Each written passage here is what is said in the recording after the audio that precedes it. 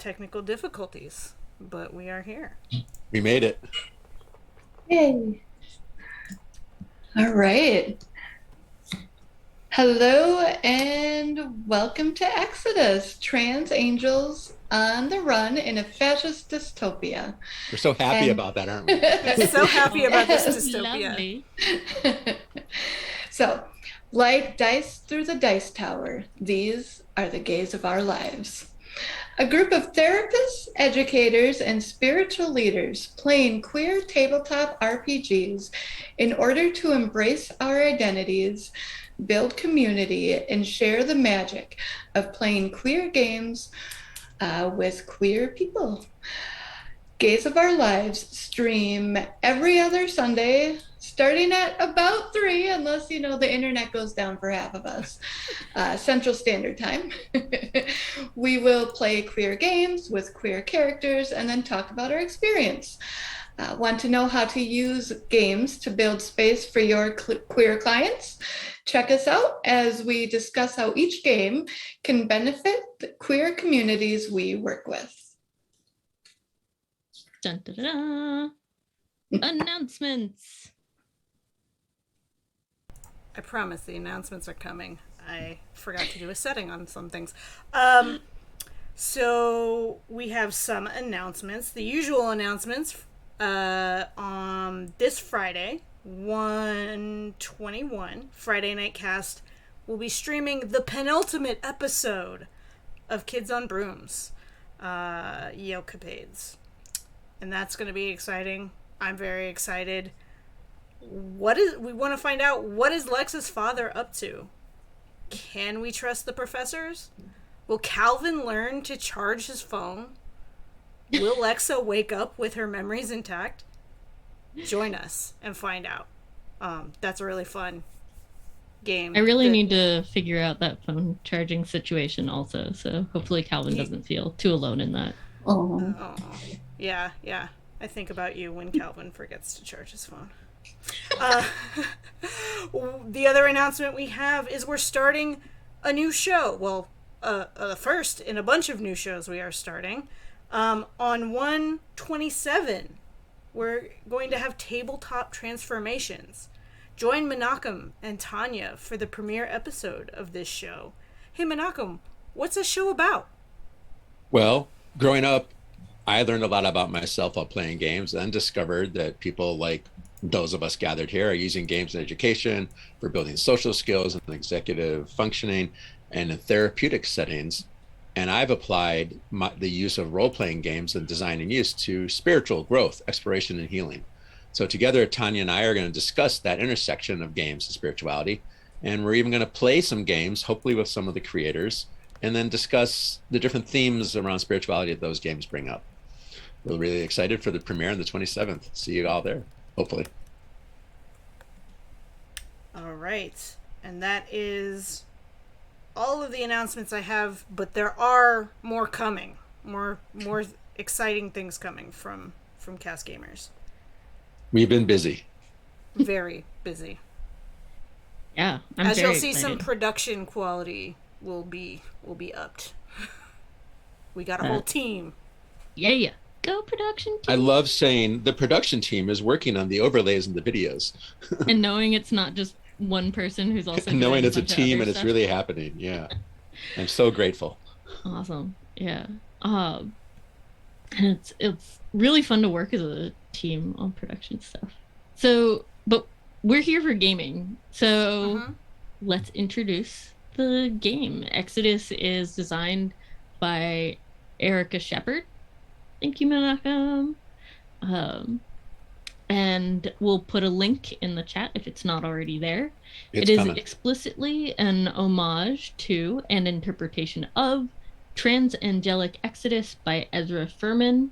And you can buy the album, and you can also listen to it on Spotify. I know a bunch of us have been listening to it on Spotify. It does make a great road trip album, and I've actually really been enjoying the other albums, not just that one. It's just, it's so good.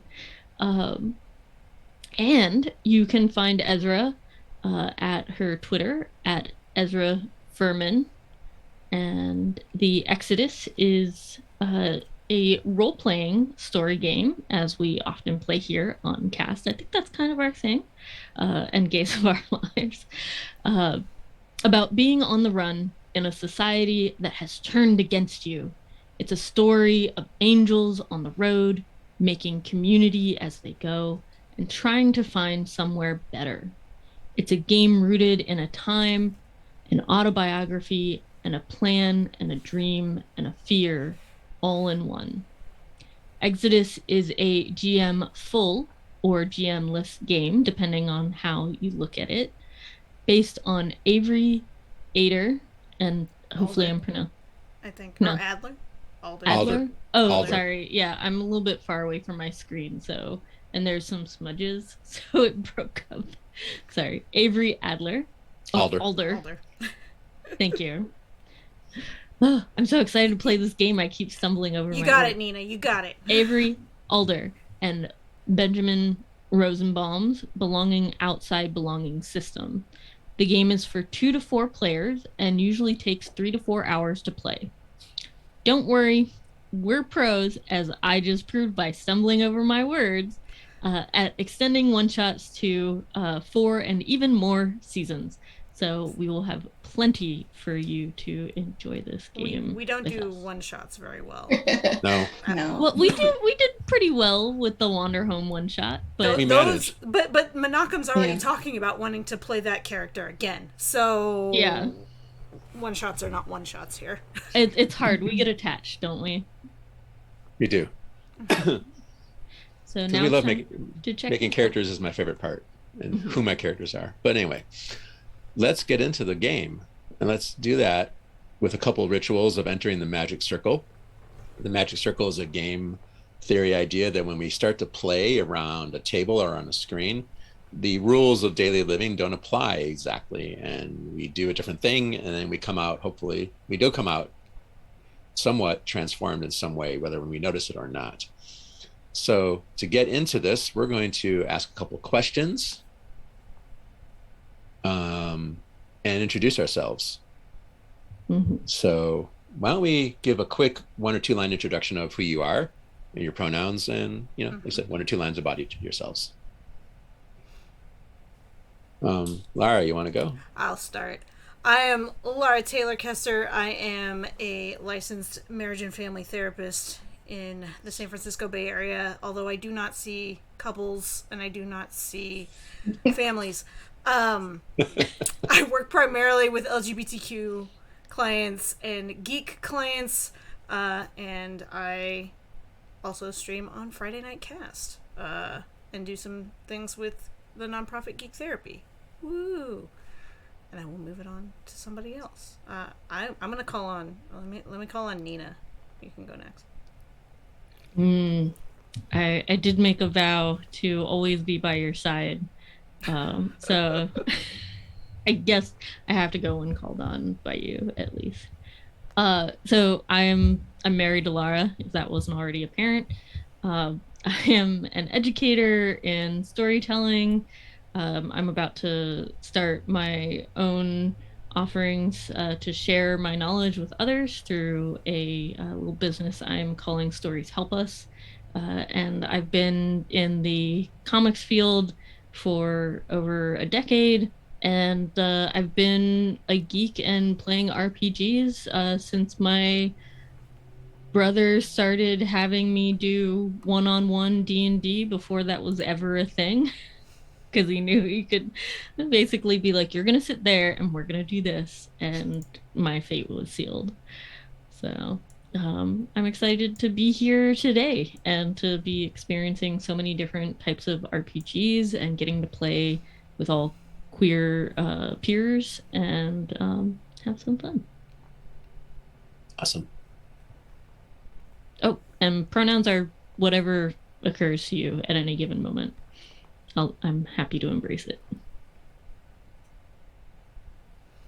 Oh, and yeah. Mary. Yes, hello. So I am Mary Dvorak, sometimes known as Maggie, and my pronouns are they, she. I am a licensed marriage and family therapist. I don't always work with families and couples either, but that's how it is. Terminology is a Systemic little, yeah. therapist. Yeah. Yeah. So um, I have been actually working a lot with autistic people lately, and that is primarily because I'm autistic myself. And I also work with the queer community as a queer person. I've been really focusing on those two populations. So That leaves let's me. go to That is Menachem. Yeah. Menachem. So many choices to make there, Maggie. So hi, my name is Menachem Cohen. I am a spiritual director, interspiritual rabbi, and tabletop game designer. My pronouns are he, they. Much of my work is in the design and use of tabletop role-playing games for spiritual growth, exploration, and healing. A lot more I could say, but I'll leave it at that. And so we're making the transition from our daily lives into the game. So what we'll do next is I'm going to ask you a couple questions that we're each going to answer briefly about the game today. So let's see. Briefly, what hopes, concerns, or questions do you have about today's game? And we'll start with Lara. Start with me again. Briefly. I am hoping that we get to actually play today instead of just build the world. Although should be a shorter world building than some of the other games that we've played. The whole game is this, right? Yeah, exactly. And I hope for a wonderful stream. Our internet went down right before I was supposed to be back ending the show, so I'm hoping the internet sticks through. And I showed up with bare bones ideas for this character, so I'm hoping to be able to flesh out some ideas and come up with ideas. Which is fine, because sometimes people just sit down and start the game with nothing prepared. Exactly. I think that's my MO throughout most games we play, and it comes out with some really rich characters. Yeah, but we have done a little prep work just to make the stream go a little faster. Yeah. So those are my thoughts and concerns. And Nina, what are yours? My hopes are just to have a fun break from everything else that's going on. And to also, being someone who sort of accepts whatever gender others kind of put on me, is something that, I haven't gotten to experience the sort of funness of having different people perceive me in different ways in the same day, because I'm not seeing a lot of people, and often when I see the same people over and over again, usually I feel like it's just a human thing, you kind of pick one pronoun and you stick with it for an individual. And so I'm interested in seeing how this all goes for exploring gender identity in the game, and what might be the same or different. Concerns also our internet signal, because I've really been looking forward to today, and I don't have any questions yet, but they'll probably come up. Don't have to have one of each. That's fine. Mm-hmm. Yeah. Mm-hmm. All right, you good? Yeah, go for it. Cool.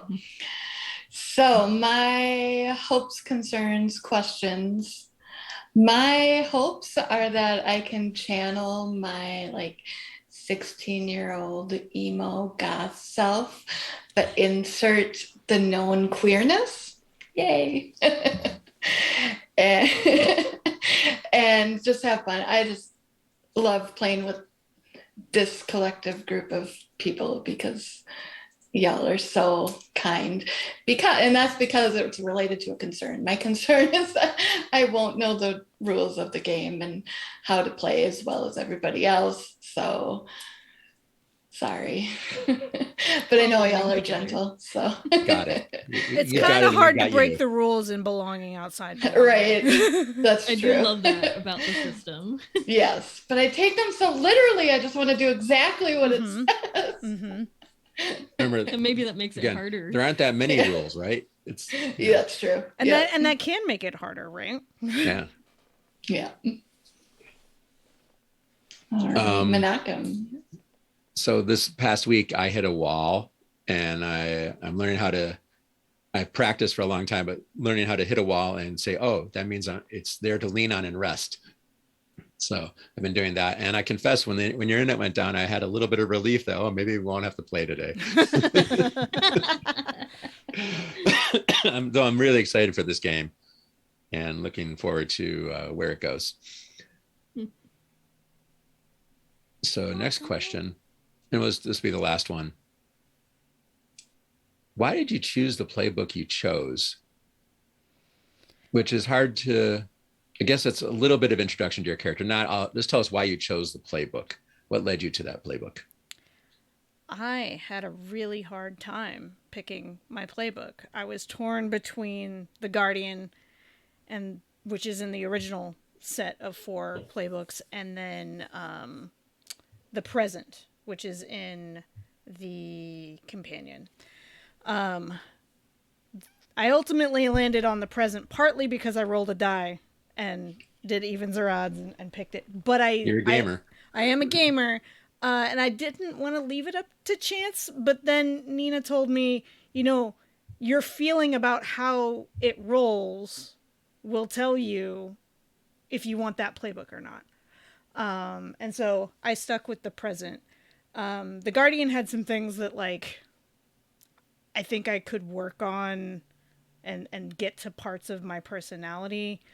But the Present sounds like this really cool. It's the concept of, like, just focusing on the now in a way that isn't necessarily healthy.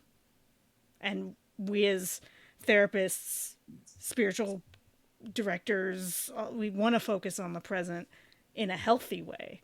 So I like that idea. And I think that's something I can do too and work on. So that's my answer. Cool. I chose my playbook of the Traveler because I'm at a point where, my ideas about what my career and my life and, expectations you have when you're younger are starting to shift based on the lived experiences you've actually gotten in your attempts at adulting. And as my therapist told me, how old are you again? Oh yeah, 35. You're at the perfect point for all of this. So for me, the Traveler is, one of the concepts I remember from reading it that I attached to really quickly was, having this idea of kind of like a promised land and having been in search of that, but also or like a home, and wanting to find that, but also being at a point where you're so determined to find home at this point that you're gonna figure, like, this is your last chance, and so wherever you end up, you're gonna find a way to make it your home. And so I'm really curious to explore that and see what that looks like.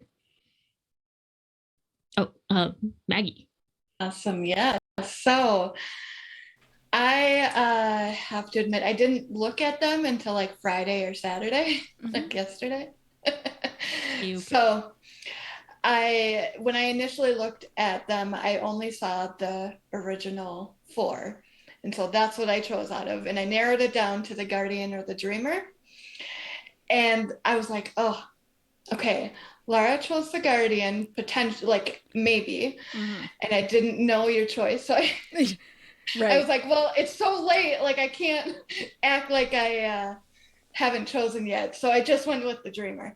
But the Guardian would have been because I feel like I'm always the one that has been in the role of being protected or being taken care of. And so someday I want to like be the one doing the protecting. But the dreamer feels like, and this is the one I am, the an authentic piece of myself that I haven't really gotten to explore. And so one of the lines says that you don't, other angels, they know, they recognize their own. And so that I made the assumption that I don't, like I don't necessarily know or recognize me or my beauty or who I am, and I want to do that. And so I'm dreaming about that, and that's what I want to play out. Sweet. I chose the lover, and it's because I've been really rethinking, reimagining how I approach love, sex, intimacy, and relationships in my life. And it's just looked like a great opportunity to play, for me to process and think about and imagine new ways and new ways that have been bubbling up in me for a while. So here I am. And I did say we do some prep work to make the game go faster, but also because we're all professionals, therapists or adjacent to therapists and spiritual directors and helpers of all sorts. We talking a lot more. And part of the purpose of this show is to talk about, not just to play the game, but talk about how they're beneficial and how they're useful for processing our lives and the lives of the people we serve. Mm-hmm. So, which is part of what I love about playing with y'all. I was talking to my brother about what it's like playing with therapists, and he's like, and before I told him about cast gamers, he was like, all you therapist helper types just need to make your own RPG groups and play with like your group and let me just like play my game. And here we are.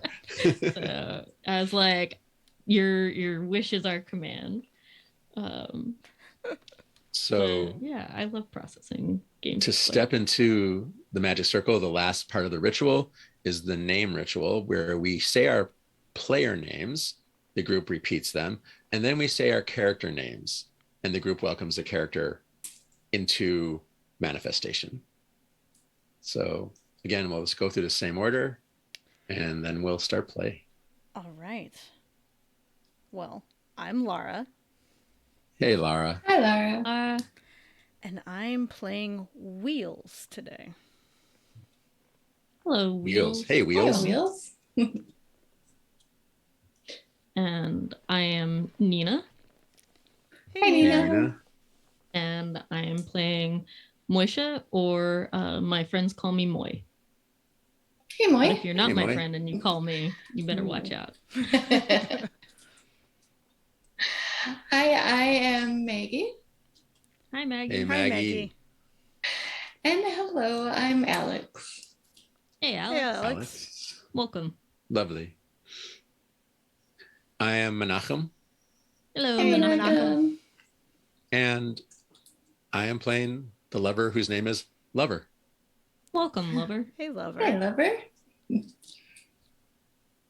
So now, actually, probably should have done this before we did the ritual, but we do, as we play games that could be heavy and dig into exploration of ourselves, we like to have some safety mechanics in place. So we like to do some lines and veils, wants and not wants. So a line is something that will not show up in the game. It could potentially be part of your backstory, but it's not going to get talked about, doesn't get mentioned. A veil is a thing that it's okay if it's talked about a little bit, like let's say not painting things blue, right? Just to pick something that's not probably going to come up, but it could. If someone wants to paint their room blue, they would say, I paint the room blue, and then we move on. We don't role play through the painting of the blue, because that somehow would be triggering or problematic for one of the players. Triggering really is the word we're looking for. And wants and don't wants it kind of work with those two. Things you want to see in the game or things you don't want to see in the game. So what do we have for lines and veils today, team?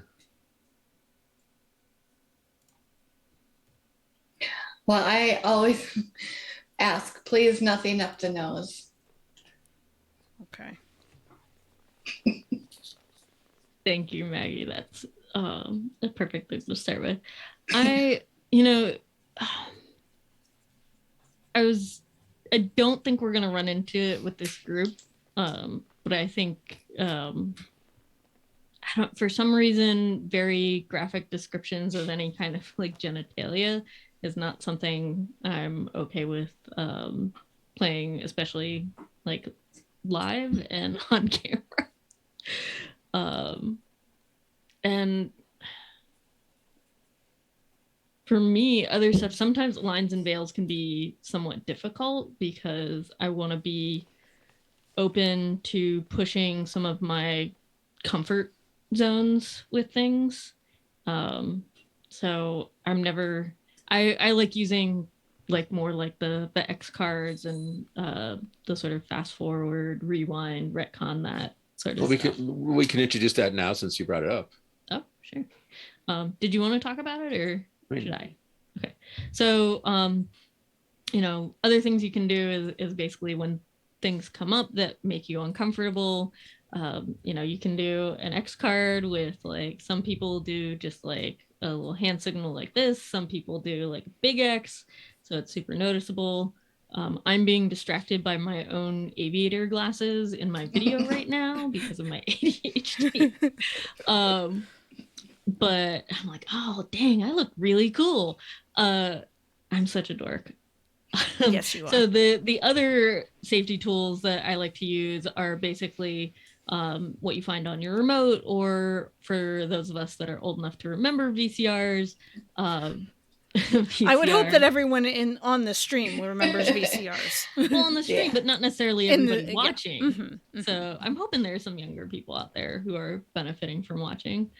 And I'm slowly understanding how old I am at this point. Oh, somebody mentioned learning how to use Google Docs for the first time when they entered middle school, and I just about like, I don't know. That's one of the things that's made me feel oldest recently. Safety tools, Nina.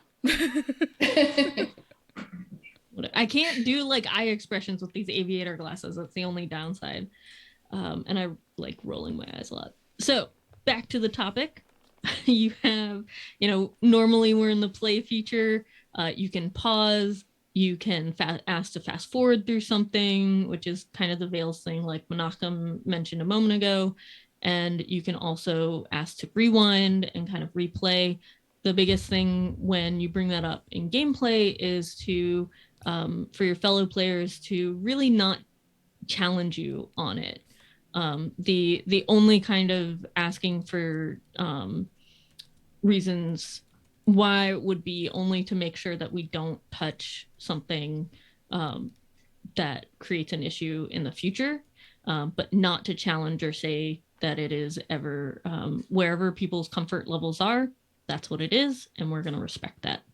And I think that's pretty much it for those aspects. I can hand it back over. Any other lines and veils from the team? Anyone else? I think another thing for me when I'm coming up with lines and veils, particularly with this group too, is that I trust everyone here. And so it's hard for me to think of like, what would I not feel comfortable diving into with these people? And I also have a hard time like, well, I want to push into some things. So I don't really have any much else to add. And that's exactly what the other safety mechanics are about. The script change is called by Bo Sheldon. And that's why we can stop and say, hey, I didn't realize this was getting to me, right? So, okay. So we have our lines and veils, and now we'll move into the game.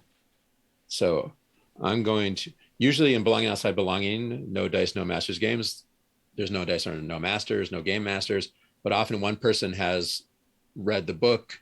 Since I was the person who put forth this game as our next game, I'm kind of being that person today. I don't think they have a role.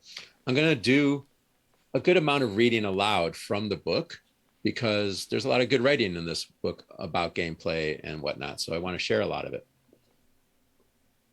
And this will sound a little familiar. Exodus tells the story of a road trip, a flight from somewhere to somewhere.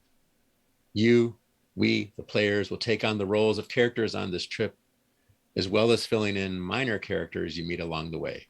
There is no game master or GM in this game. There is no dice rolling. We tell the story together, making vulnerable moves when we feel the story calls for it, so we can make stronger moves later.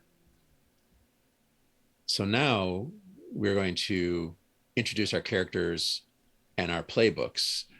Character classes in Belonging Outside Belonging games are called playbooks, same as in Powered by the Apocalypse PBTA games. So why don't we each introduce our playbook and our characters? You don't have to read everything, but tell us, the things you chose about your character and all that. I guess we'll go in the same order. This is such a fascist organization. Just wait till we get to you. Okay.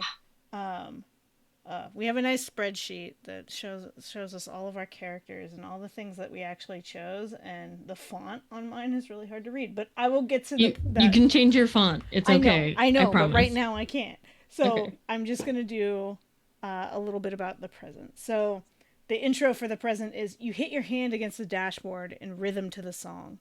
The windows are down, your friends are singing. This moment is all you need. The past doesn't have anything you want to answer, and the future can be dealt with tomorrow. This might not last long, but you're all here for now. The present is a short-sighted angel, and their demeanor is impulsive, exultant, and harmonious.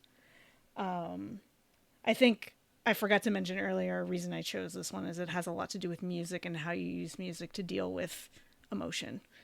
What did I choose? Wheels' pronouns are he and him. I chose, for my look, wearing a sleeveless jacket. I have resplendent, colorful, bright hair, and expensive sunglasses. So kind of like torn off sleeves on a denim-ish jacket, like black denim jacket, brightly bluish greenish hair, and then I have wings that are intangible, like translucent wings that I can only describe as I picked these wings and you all watching can't see the picture right now, but they're wings in a trans flag color. They're pinks and blues and whites. As far as there's choose which you really want to feel, Wheels really wants to feel in control. And I have a choice about what song connects to a memory of someone back home.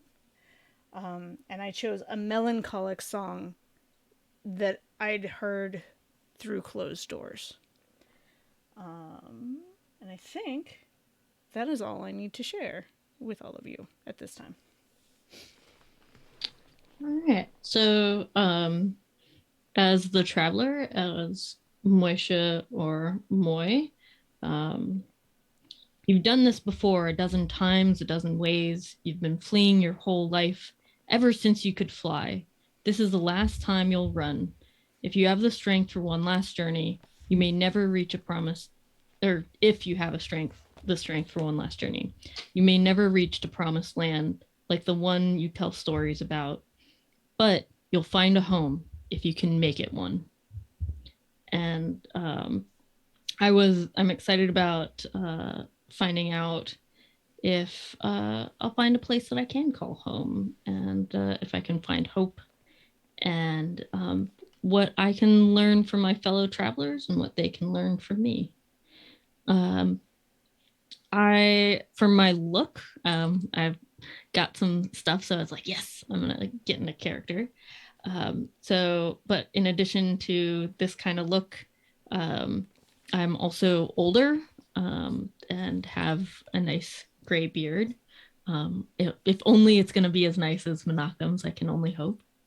And I also have intricate tattoos. Some are faded, some are new, so you can see they've been added over time at different times.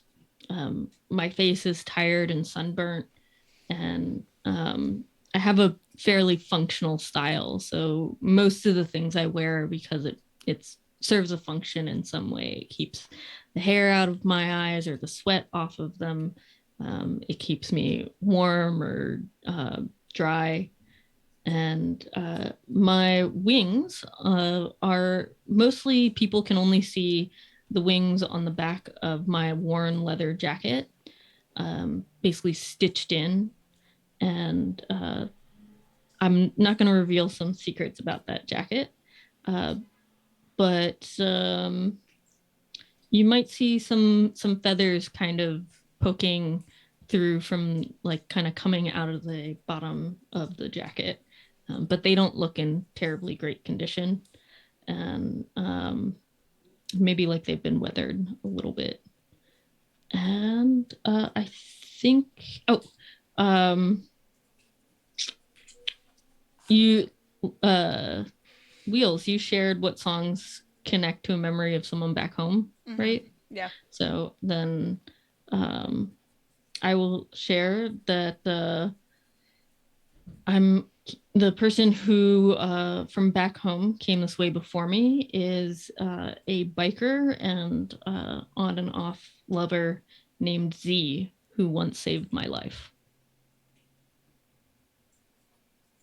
And I think that's all. I think that's all for me. All right. That means I am next. Mm-hmm. And I'm Alex with they, them pronouns, and I'm the dreamer. So I'll read a little bit about the dreamer. For years, you've dreamed of wings. One day you'll spread them, you say. Other angels, they know, they recognize their own, but they would never presume to carry you skyward before you're ready to fly. But you couldn't stay where you were, could never spread your wings there. And when the time came, the angels had a seat for you too. The dreamer is a hopeful angel, and their demeanor is hidden and uncertain. So I am trying to find out if my destination will be better than where I left. So my look, I was not brave enough to really get my hair messy as it should be for this character. But I have to admit, I picked messy hair so that I didn't have to do anything with it. So there we go. Nice. Valid choice. Yeah, same. So my eyes are heavy, and like my clothes are all borrowed, and really anything I have is either given to me or borrowed, and I got messy hair. And honestly, I look very like emo goth type, but I'm not cool enough right now to have a lot of piercings and tattoos. So that's sad. You wear them in your soul. That's right. That's right. Yeah. I tattooed my soul black. All right. Yeah. That's a great one. My wings. My wings. So I have never actually like spread my wings. I'm trying to find out, do I have wings? But I've dreamed of them, and they're like black bat like human sized wings, and they're pretty badass. So I've had a couple of dreams about the future, and so my dreams are about finding a community that accepts all, even if we have a little bit of a sadder demeanor, and never having to worry about where your next meal comes from. I think honestly everyone knew that I was leaving them, even if I never told them, because I didn't really share a whole lot. They didn't really like angels where I came from. And think I think that's all that I'm going to share for now. All right. Awesome. I am the lover and says, when your world turned against you, you didn't just leave on your own. You followed the heart beating in your chest, full of love and starving for more. You take your refuge in the arms of others, and those arms carried you with them. Your destination is not a place, but a feeling. And you just hope you can get lost in the ride. Lover is a passionate angel, and their demeanor is emotional, sweet, and lonely. We're playing to find out here if you can stand to be loved, how hard you can fall, and whether your heart can carry you through. I chose the name Lover because that's what my angel really wants to identify with. I either wear no makeup or just lipstick. My pronouns are they, them. And I was making some extra notes for myself. I'm really non-binary. My body is basically a mannequin, right? And I stretch the rules a little bit that I become the manifestation of love each person needs, whether it's a long night cuddling with a sex worker or their bubby, the grandmother, making them chocolate chip cookies. And I say the transformation happens naturally beyond my control, but is that the truth? I have passionate eyes. I have the classic feathered wings, a little beat up. I want to feel wanted. And I said also whole, I believe. Yeah, I want to feel wanted and whole. And who from back home did I love and leave behind? The photographer for whom I love to pose. And I think that's it for now. I will say that because I don't concern myself with defining my pronouns in my everyday life, I tend to keep forgetting to mention them. So I think I forgot to mention that my pronouns are Z and Zer. And I did forget to mention that my uh, the skills are lessons that I can teach my fellow travelers, and knowing what towns are kindest and also how to diffuse a threat. Okay. Apologies for missing nope, that. Not a problem. Yeah. First time we all played this game, and it's going to tickle different things in each of us too. So now in belonging outside belonging games, we have what are often called settings. In this game, they're called situations. And they are elements of the world. And each player is going to start holding one of them. And when the situation calls for it, you act as the situation or the setting. It's kind of like doing a little GM responsibilities, right?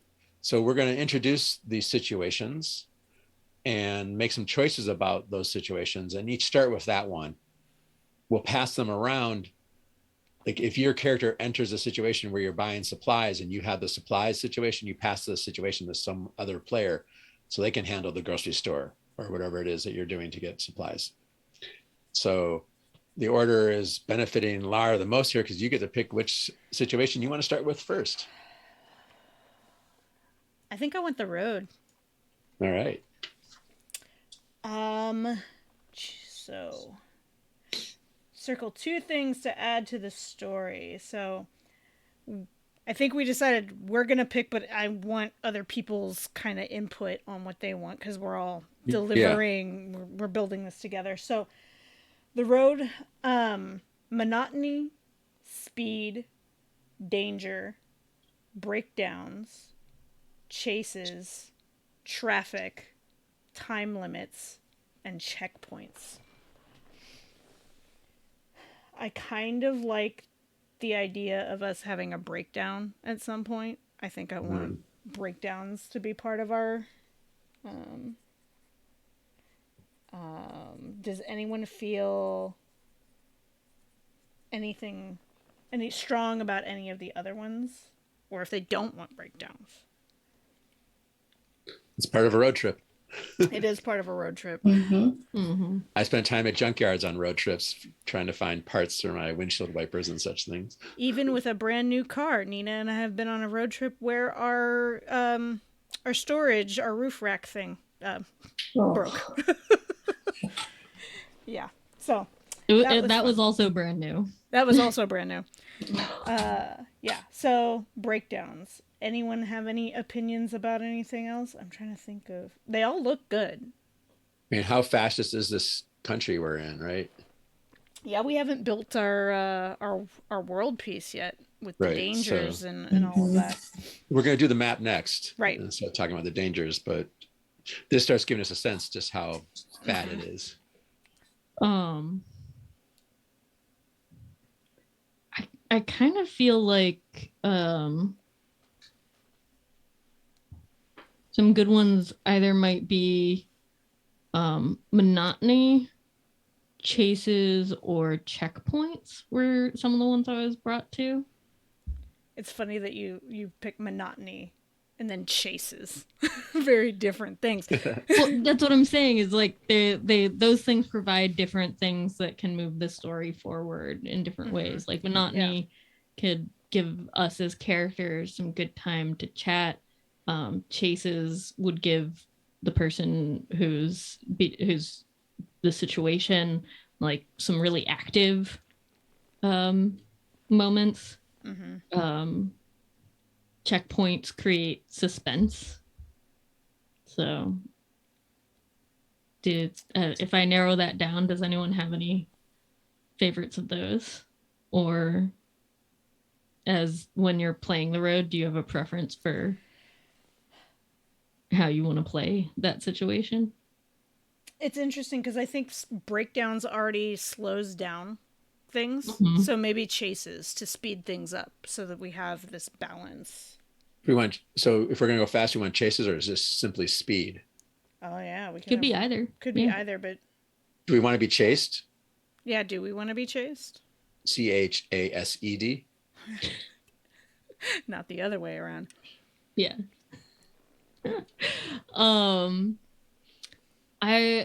I mean, speed could leave it open more, so it could be a chase, it could be not, depending on what happens in the story. We could be trying to get somewhere fast or whatever. Yeah. Yeah. I like that. I'll put speed so that it leaves it open.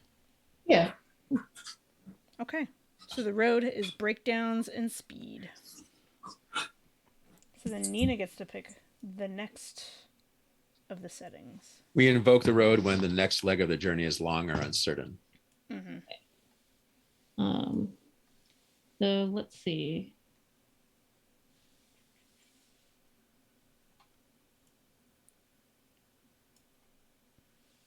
You want supplies, authority, or the locals? Yeah, I'm reading through a little bit. I'm just trying to keep the stream going. I appreciate that. Thank you for keeping us from the silence. I think as far as a situation that I think I would have a fun time playing, maybe the authorities. Okay. I was thinking the locals, but so if anyone else wanted to do authorities, I could do locals. But so the authority situation is invoked when players attract too much attention or break the law. We have to circle 2 of the following things to add to the story for this situation. Our options are obedience, deference, fear, violence, betrayal, power, or unpredictability.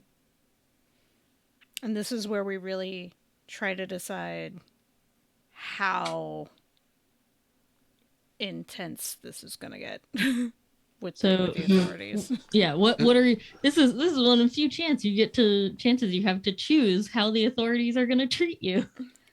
And I'm thinking it doesn't have to be just law enforcement. Yeah. It could No. be the church, or Or a And leader in one Yeah. of the like the Right. towns or whatever. It could, yeah. Do you It have could any be. opinions on what you want, Nina, since it's your setting? to start with. To start with, yes. Um,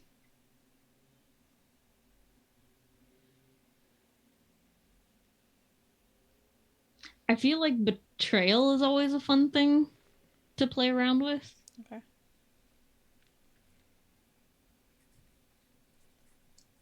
I'm getting a little Runaways vibe, at least from the show. The parents have the church, Mhm. and the kids are on the run. I'm only watched blanking- so many episodes of the show, but I've read the original run of the comic. Yeah. I'm blanking on the exact definition of deference, so I'm gonna. I'm one of those nerds that has my handy dandy dictionary app. Yeah. Can you read it out loud? Yes. I like to know exact as well, which maybe you know, Menachem. I have more of a feeling for it, so let's get exact. Okay. Nina, I already got it. I got it pulled up. Oh, you gotta pull. Okay, I was accidentally under thesaurus because I do use that more often. Humble Correct. submission and respect. On a negative side, it gets like, self-erasure, right? On a positive side, it's respectful. Right. It's the people-pleasing erasure, but also, Trying to keep the peace with the authorities so that you can just live on, but possibly denying parts of yourself. So that would be like I guess more of a voluntary obedience rather than a forced obedience in a way. Yeah, I guess it's not quite obedience, right? You're doing it right. It's a voluntary respect and following of somebody, maybe. Mm-hmm. Could it also be like a fawning trauma response? So you might think it's voluntary, but it's not? Okay. Yeah. It sounds like we have some options if we pick that one. Yeah. So that kind of clarifies what deference would be. In terms of authorities, you can also think of, since we're therapy stuff, like attachment types and what happens when a parental figure is, unpredictable or wields a lot of power or is violent or creates a space of fear, or creates a situation where you have a fawning response to them, or just, and some of these overlap, obviously, or has obedience. So does anyone feel, I at least want to have some input of like, does anyone want to kind of narrow down our choices a little bit? One of the ones I like is unpredictability, but I don't know if anyone else is feeling that one. I want to stay away from violence. Okay. I was kind of feeling unpredictability too. Okay. All right. I will include that. Let's do it. Thank you for Unpredictable betrayal. Ooh.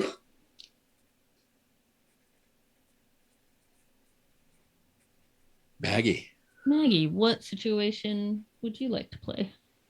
All right. I would like to play maybe Menachem, do you care?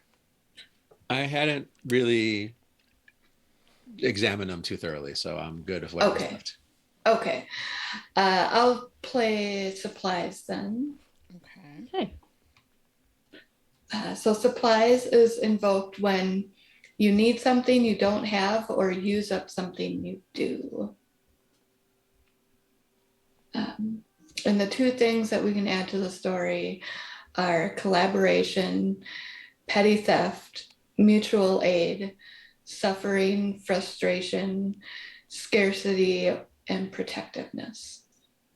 I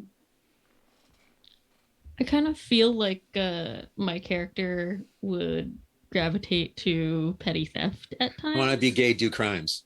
Be gay, do crimes. No violence, but be gay, do crimes. I love it. Yeah.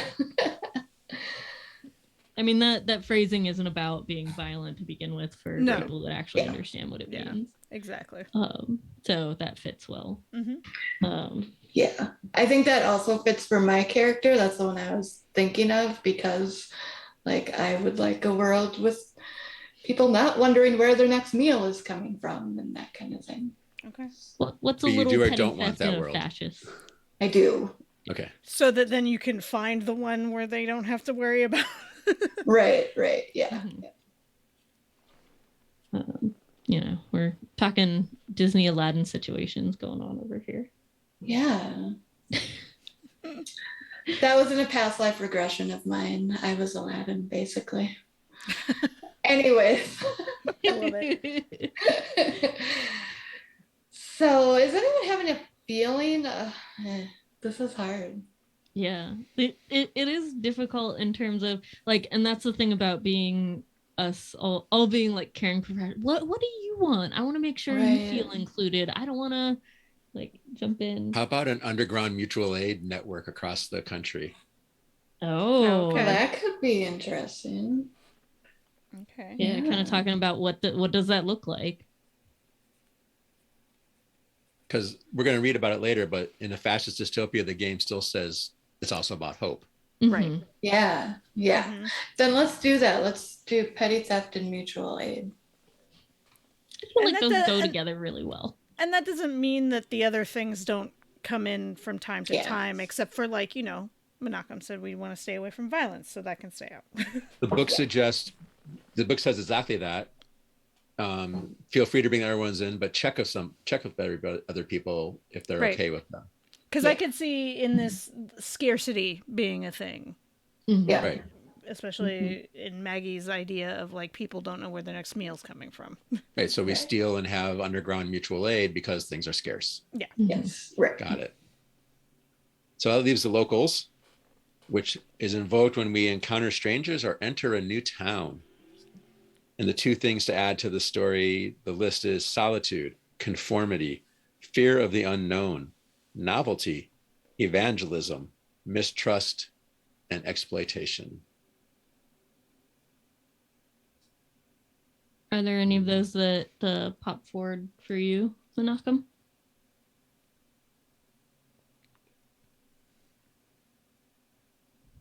I mean, they feel so intertwined to me.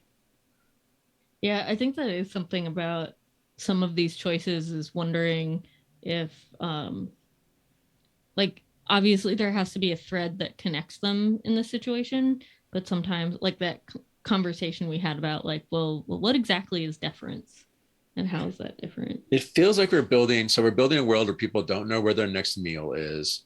There's some petty theft, there's scarcity, but there is underground mutual aid. So there might be some mistrust in this world.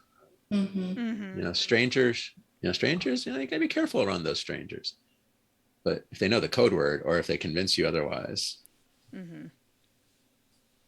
I do also. It's interesting because fear of the unknown, mistrust seems kind of similar, right? But I do, mistrust sounds. Mistrust is definitely a broader thing, and maybe. Yeah. And it's interesting to think about like how does the game designer think about these words and the connotations versus each of us, which we don't know, because language lives and changes, and that's both great and frustrating. I think to balance things out and keep some of that hope alive, I might suggest novelty as something for locals, like seeing novelty in the way that people cope with living in a fascist future. So the places we visit, they're quirky and interesting in some ways a lot of time. Yeah, either in general or like someone we run into like is sounds good to me. Okay. That sounds fun. Okay. Something new to discover everywhere you go. So those are the settings, or the situations in this game. I forgot to mention while I turned to the right page that my character's look is kind of like, is that Tilda Swinton being David Bowie or David Bowie being Tilda Swinton? If you Google their two names, you'll find a lot of images of them side by side, where it's like, which one's which? Mm. All right, now the map. All right. So first, and we will get to pull up our map to draw together. But we should probably pick the things first, right? Well, we're going to discuss the aesthetics for the region we're traveling through. So, are we assuming America? It's a wide open space. U.S. Yeah. Yeah. And 3 dangers in addition to the situations that we might encounter along the road. So those there's no list. We just have to decide. And then each of us will take a turn adding a drawn element along the way. Don't have to draw well, but everyone should add to the map. We should draw our starting point and have an end point just off the map. We can talk about the destination on the way, or when you get there, don't describe it in detail yet.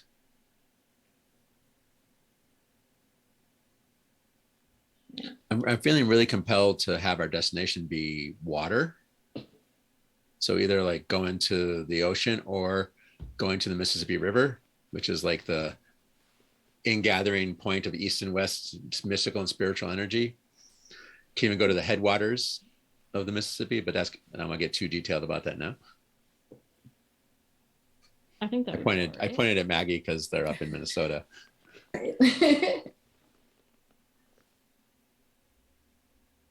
I'm actually gonna maybe import a map. Do we want to start out in California? We could. Or New York? Or what? What do you think, Lara? Do you want to start with something you're more or less familiar with? I don't know. California gives us the open roads quicker. I mean, a lot of the East does have open roads, but there's more towns more often out East.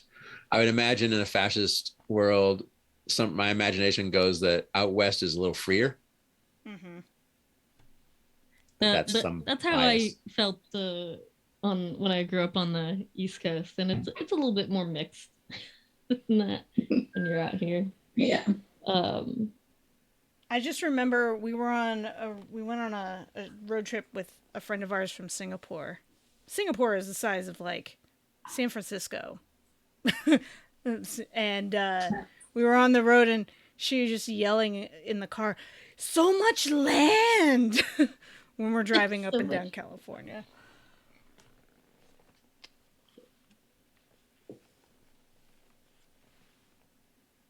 Let's start in the redwoods. Okay. Do we want to start in California redwoods, or I was thinking coastal redwoods or the Sierra redwoods, which are the sequoias? Well, I was thinking, like, do we want to set down in California? Do we want to be further north up in Washington? Was a curiosity. Or do we want to start with some warmer spaces?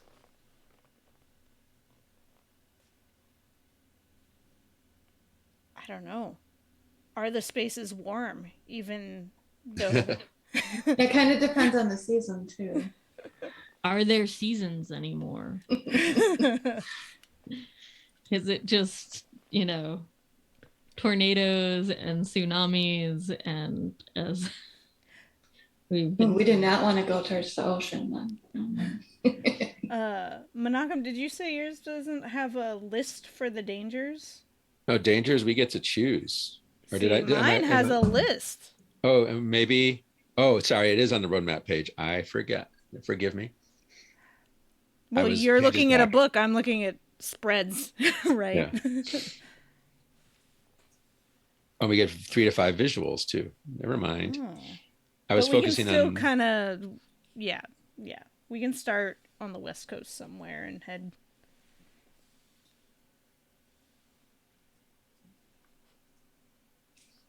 So visuals. And once we pick the things, I'll switch to our map view so we can draw some things.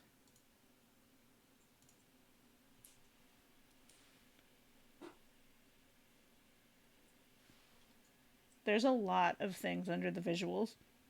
Mm-hmm. Flat mesas, lush forests, dark swamps, jagged mountains, blowing snow, sprawling suburbs, industrial ruins, dense cities, barren scrubland, flashy neon, religious iconography, rolling farmland, tent cities, walled communities, stinking streams. I think it's funny that they're stinking. Broad rivers, wide highways, dirt roads, distant fires, crashing waves, barred windows, burnt buildings, empty towns, salt flats, or write whatever you want.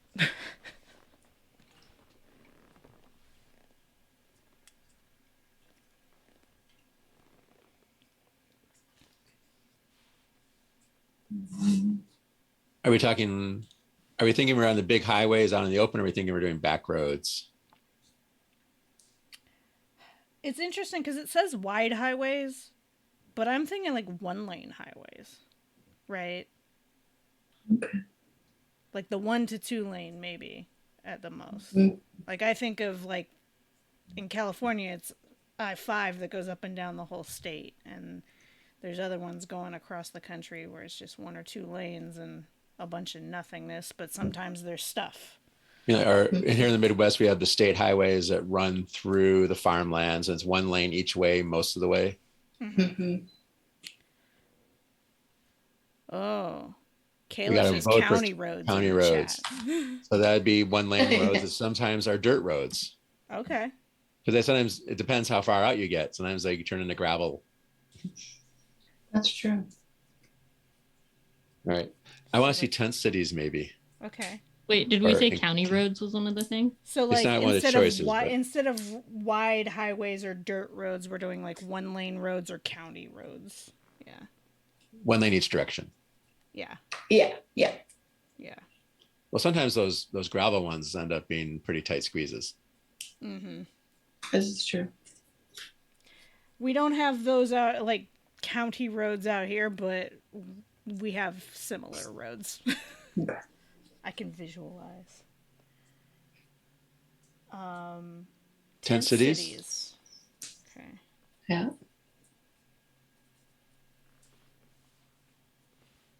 Definitely, we see a lot of those. There's more in this fascist dystopia that we're fictionalizing here. Maybe those tent cities, some of them have gotten like, I don't know. Like, I feel like they're pretty structured around here too, though. I was gonna say like more, like they look like actual cities, but it's tents. Mm-hmm. Mm-hmm. Nina's pulling up a map to put in our jam boards so that we can draw things along the roads.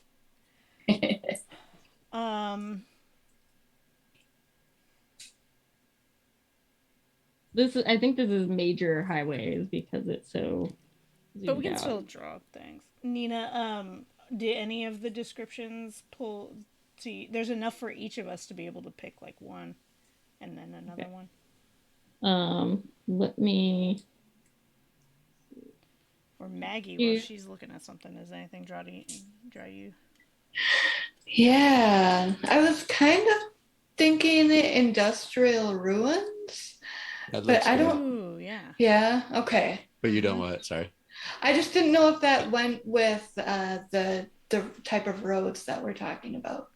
I mean, small okay? town America, you know, even A factory could pop up in the middle of nowhere. Yeah. and there's lots of old abandoned factories all over this country. Yeah. Yeah. Wow. The place I go hiking every Friday used to be a dynamite factory, and yet it is a wide nature preserve now. Wow. So.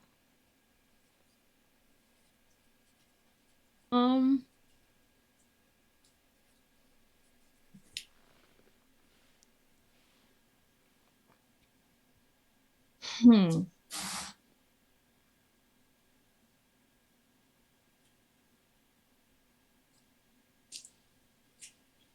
Because we're going along some county roads, like out in the middle of nowhere, um, I kind of see this as, whatever fascist society, um, you know, I guess it's gone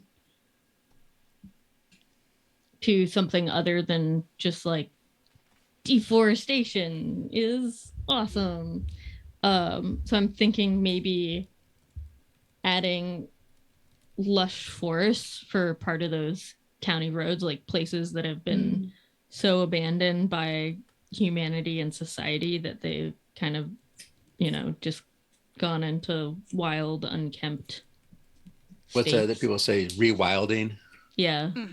Rewilded.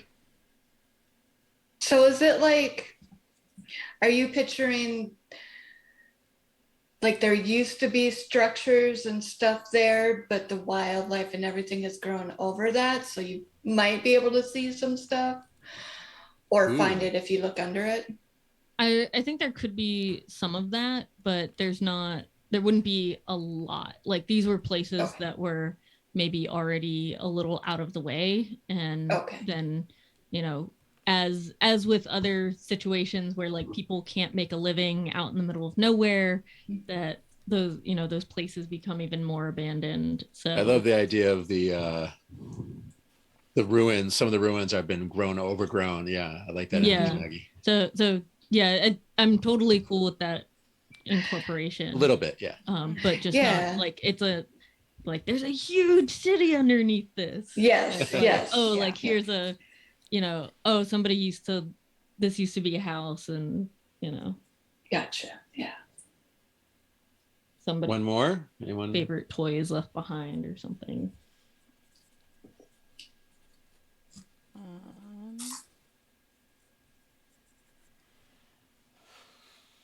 I'm trying to. Ooh. What do you got? What? Carnival, circus.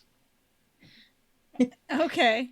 I'm picturing some like, I know you're not a video game person, Menachem, but Borderlands, like I don't know. It's like Mad Max, like yes. Yeah, people built their own carnival, not like giant rides. Yeah. Okay. I'm thinking, what if it's kind of like the, also a little bit like the local flea market, like it's the self-constructed downtown almost. So there's like these carnivals with a flea market and going on, and right. So like people go there to do their business, and then the kids go, or people go out there to, escape the whatever sweet is required of them by fascism. Okay. Dangers.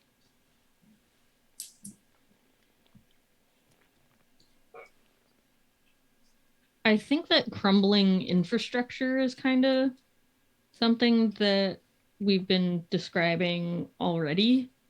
I love how the process helps you define what the dystopia is. Rather than defining the dystopia, right, creating and then picking based on that. Interesting. And in that way, I'm also thinking like our road trip, we're gonna probably have some potholes and like roads like washed out or something somewhere. I mean, for breakdowns? Yeah, for breakdowns. Right. So crumbling infrastructure.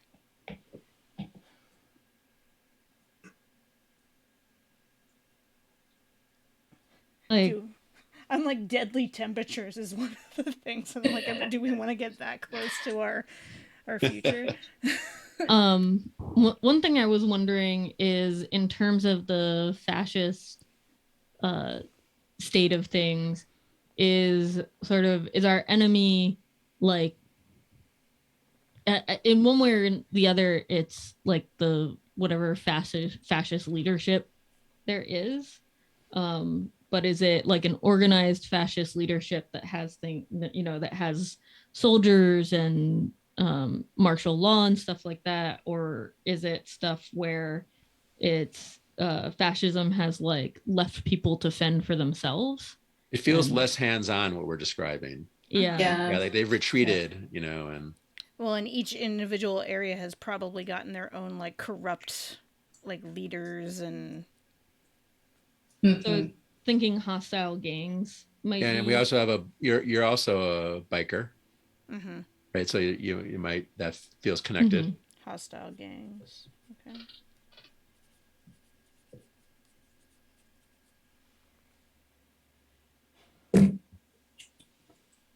It says 2 to 3. Do anything else really calling anybody?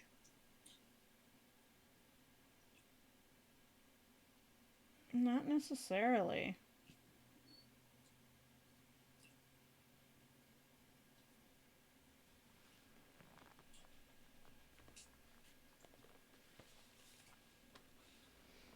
Okay, so we're Are we going to ready draw a to map. draw the map. So our beautiful faces are not going to be on the stream right now. Goodbye, beautiful faces, and here's our map. Woohoo! So now we all get to draw together.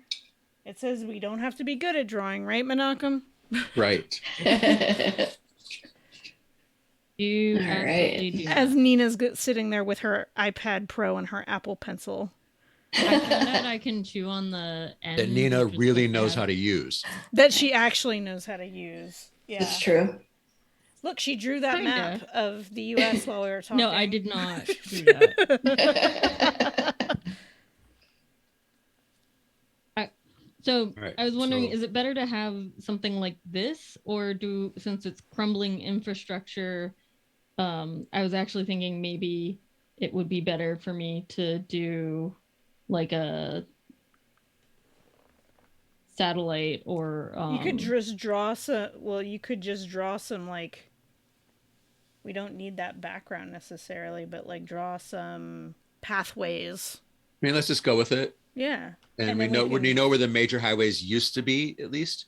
Maybe they're still there. Maybe they're controlled by the gangs. Who knows? Well, that could be something that we draw on the map, that something's washed out somewhere, or there's a block somewhere. Well, we have to add dangers.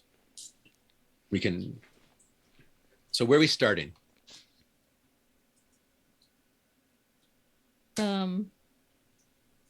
I think either like Northern California, is that what you're kind of thinking, Lara? Or like Washington? We could do. I feel like We're starting at your apartment. yeah, at our apartment.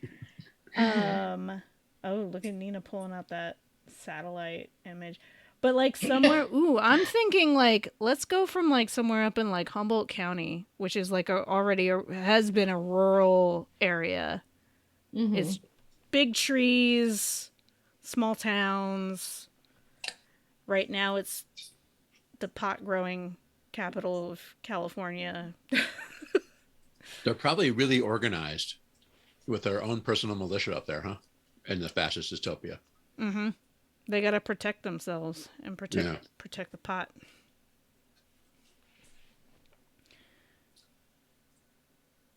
So, And where are we wanting to move towards?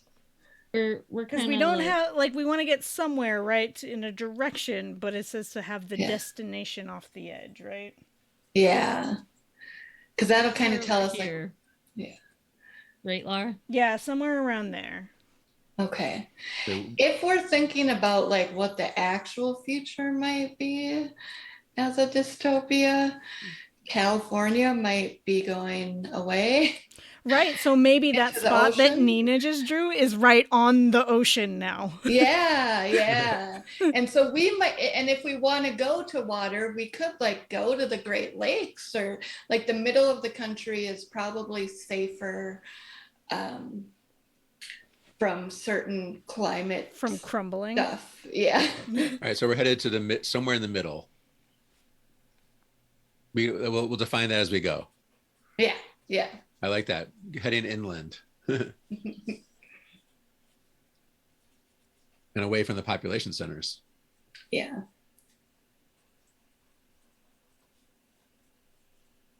Okay, so do we Well, want to If mark? we're heading inland, should we? Well, I don't know. Maybe that's something we have to decide in character. Never mind. So we are where we are. Moving forward. And that is the ocean that has now taken over Seattle, Portland, all the way up to Sacramento. Okay, so you drew in something. She drew in something. She drew in some water. Do we each actually get to draw on the screen, or do we have to tell? Yeah, we can all draw. You can click on the Everybody pen. can draw. Oh, I have to. There's a link you sent us. Yeah. Yes, Jamboard, roadmap. And then you can draw, pick up the pen and you can draw. And look, I'm gonna just Goodbye, San Francisco. goodbye, San Florida. San Diego. Oh, so even Mexico's now under the water now. Maybe Parts of not it. entirely. Isn't there like a big river that goes through San Antonio? The Rio Grande. Yeah. The big river. Well, Rio doesn't mean river, right? Does Rio So mean then- river? Oh. I wonder if some of these like lush. Well, This was interesting. Our fascist dystopia doesn't have Florida. the Sorry, I fascists won't had, anymore. the fascists It has- had to move somewhere else. It has Florida man moving to other states. Yeah. Okay, and remember this is fiction, so Yeah. we can do Totally anything. fiction. Yes. I'm wondering if somehow things have changed and like we have lush forests in the middle of like Nebraska and Kansas. Awesome. Ah. So Put them in. I'm gonna put them in. I'm gonna. All right, do it. This is so hard to do with my. We're supposed to throw in the dangers too, where they are. Oh, yeah. Right? Mm-hmm. These are trees. No, we don't. that No, I'm we don't have to drawing. draw the dangers. We have to And draw You three can drawn also elements. use shapes if you want. Where, Okay. Where are the shapes? Underneath the little picture with mountains, there's a circle. And then you can choose what shape you want. So you could do little triangles. Oh, okay. You can draw it by hand or by mouse if you want. But I'm gonna draw the those. trees. It's gonna look horrible, but I'm drawing some lush forests right here. So I'm thinking I want to draw the carnival, like one of the well-known carnivals. And Yeah. I was going to put it on the Burning Man playa, but the playa has actually become flooded. The playa is a ancient dry lake bed up in Nevada Mm-hmm. there, but now it's become flooded. So I'm going to put it in a more wooded kind of area.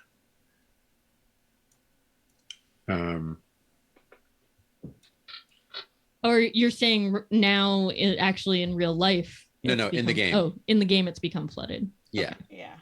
It actually floods here and there during the year, but it dries up. But And now with the water table rising. yeah, it's back to becoming the lake it was thousands of years ago. So Cool. I think I've got like plenty of forests here in the I drew the forests. I love your little trees. They're adorable. Where Thank you all. where would the industrial ruins be? Like where are some at least used to be populated places? I think this map is really big in Mhm. that regard. So we just have to draw. We don't have to draw, I think, exactly the elements we chose, Okay. all of them. But I think maybe I won't draw a carnival then, because there's bunches Yeah. of them. Mm-hmm. Yeah, we'll have to run into them. Yeah. Like if we're trying to Yeah. get to the Well- if we're trying to get to like the Midwest-ish area, like we don't even need the other half. But I do like that we can see that Florida is and part of the East Coast is also underwater now. Yeah, just Yeah. imagine that the middle from the green east is off map, Yeah. Yeah. so to speak. I'm looking up. No, even though it's already stated, I am going to put in like the Burning Man community type people have actually set up a fairly permanent location in a new spot, Okay. and that is a known location on the map. And that'll be like one of the carnivals or It's something. the big one. It's the big one. Mm-hmm. I like the idea that like this is a map that like we found partially filled out, and then like what we're doing now is our characters are actually marking down the experiences they've had, like we've had, maybe.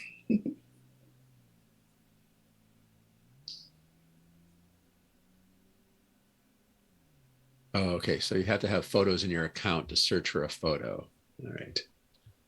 Not necessarily. If you click the photo one, The add um, image.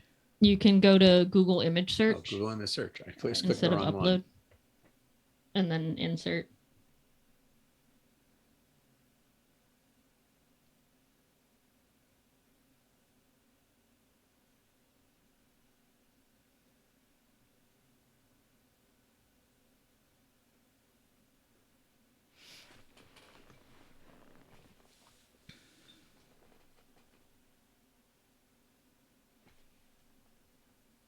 Oh, okay.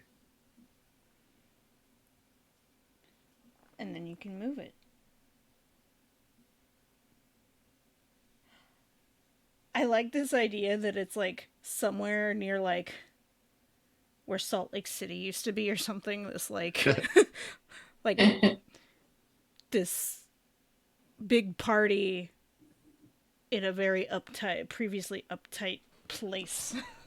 Yeah. And it can straddle major highways because it's big enough to be safe. Mm-hmm. Yeah. I'm just going to leave it right there. Okay.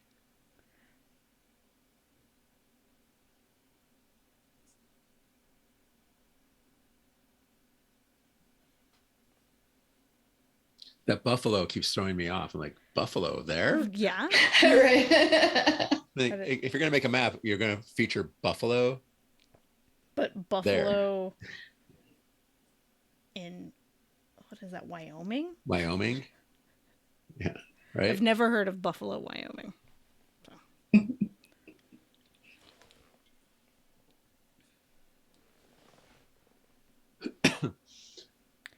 All right. Maggie, you got an idea of what you want to add to our map? I was trying to think of that. Am I supposed to do something? Like, do we all need to do one thing? It says each of you should take a turn. To add something To to draw the map. something. Right. So far, we've got the rising waters. We've got the forest. You've got the carnival. We have our kind of starting location. Yeah. Yeah. We don't entirely know our ending location. Right. We'll discuss that as we go. Yeah. It doesn't have to be something we've already mentioned. It could be something else. You could say, Yeah. Mount Rushmore, they've changed the faces or something or whatever. Oh. What's something you That think would your be a good character one. has discovered? I'm a dreamer, Ah, but an indecisive dreamer. yeah. I'm gonna try to add the rivers-ish, which I think. Oh. Okay. So this isn't going to look like the greatest, but Notice I cheated and didn't actually draw something. yeah, that's true. It just says you don't have to draw well, but you need to add something. So Yeah. Yep. Okay, so let's do a different type.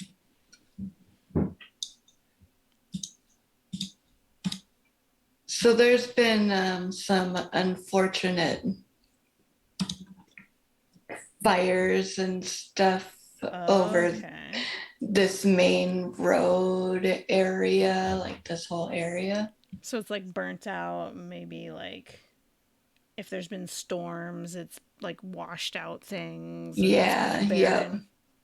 So that's why we're Yes. going off road here, huh? Or into county Yes, roads. we know this used to be like a nice main road, but it is not anymore. It has been destroyed. Okay. Nina, are you adding the rivers? Can't hear you, Nina. To the best of my abilities. Okay. Because you weren't right in front of your mic. Yeah. Yeah. Okay, so here's our basic map. And I think Nina what I'll can do, work on it while we're on the screen so that people can see our faces again.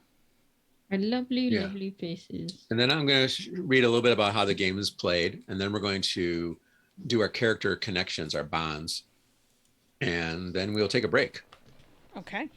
about Sounds 10-minute break or so. That's since we were discussing in our chat that we were going to take a break before too long. Yeah. Yeah. So playing your character. To play your characters in a scene, follow the description on your playbook to guide you and trust your instincts. We already described their appearances and what they're doing. Actions are called moves, and we each have strong moves, which cost us a token to do. We have regular moves, which do not cost anything. And then we have vulnerable moves, which leave us in a vulnerable position, and we get a token for doing that. And we start the game with no tokens. So we have to make ourselves vulnerable in order to take powerful action later. Some of the moves are questions to ask.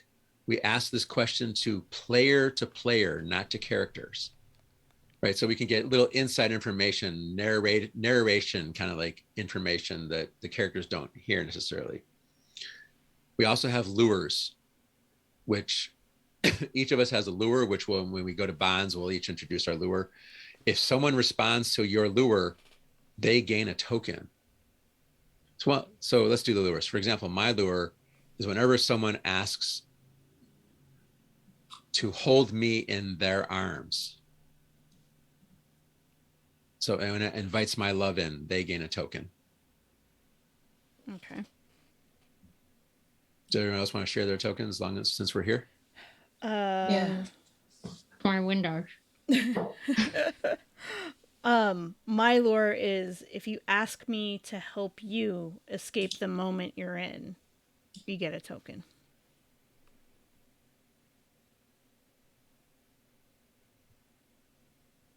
So basically asking for help, right? Well, not Yeah. just asking for help. Ask me to help you escape the moment you're in. Yeah. Okay. For me, my lure is to ask me for a story or my experience. No wonder you're so focused on stories and experiences while we do this map. And mine is to ask me about the future, my future, your future, everybody else's future, whatever it is, just the future. Oh, that's going to be an interesting dynamic with the two of us. Yeah. So these lures are character to character. The move questions are player to player to give us some insight. Your character can intuit, guess, or otherwise learn this, or it may be something they tell you outright, but the other player must answer honestly, even if their character does not. Right? So the character might not be forthcoming, but the player has to tell what's behind, right? Mm-hmm.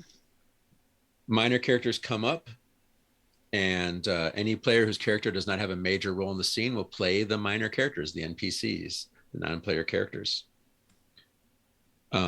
The player holding the situation may introduce or play minor characters. Otherwise, anybody may volunteer. And I'll read this directly. Sometimes your fellow players will have ideas about how scenes should play out and will ask for increased narrative control. Share the director's chair. Most of play should emerge by consensus, and nobody should ever tell you what your character does without asking. But it can be important to cede that narrative control to your fellow players. If you notice that one player is directing more than the rest of the group, try to make sure everyone else has situations to play, and if needed, gently remind them to let other players have a chance to speak. We already talked a little bit about situations. If no one's holding the right one, then someone picks it up.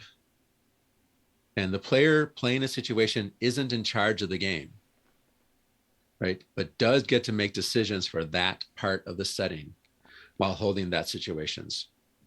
You should put down the situation when the scene is over, when your character interacts with that situation, so you're not talking to yourself, or when you invoke the situation through your actions, right? Each situation has a invoked when.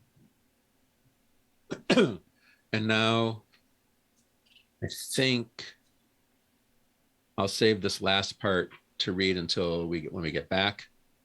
Let's do the player bonds. So I think each one of us says choose two of your fellow travelers. Maybe it's 2, but you know what, Menachem, maybe we should just all do 3. Since so it's 3 of us. There's 3 We other all have a players. bond. Unless we want to establish that we don't have much of a bond with somebody. Right. But yeah. So we'll go in the same order, just Same because order. that's easiest. And fascist. Yeah. Fascism. And if any of them don't feel right for your character, right, let it know, and we'll choose a different Consent one. is sexy. Definitely. Yes. I think I want to have Moishe wants us to slow down and reflect. I can't let that happen. Does that fit? Sure. Yeah, that fits. Works. Yeah. Okay. Hey, I'm trying to. I can update the sheet. Let me do that so I can cut and paste. Wait, do we have a bonds in our? Yeah, there should sheet? be a bonds in the spreadsheet, and then I can take notes during our break. Yeah, it's right after your lure. I just wasn't looking at it right now. Nina, do you want to add a third one? Yeah, for I'll add a third one. Just in case. So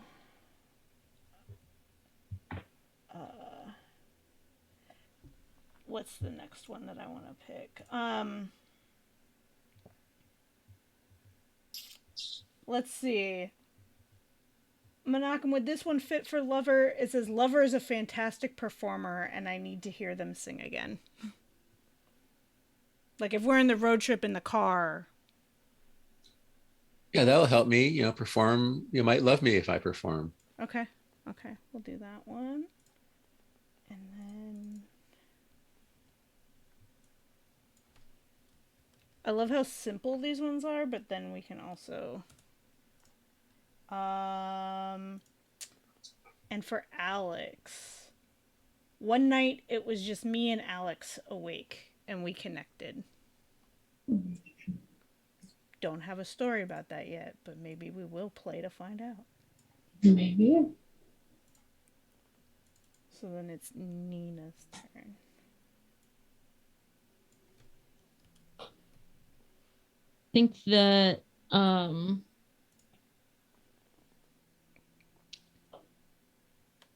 for that there's something about you saying wants us to slow down and reflect, and that Wheels can't let that happen, that immediately made me think of the bond option I have of saying Wheels and I used to date and I don't really know where we left. Okay. So that's why I want to slow down.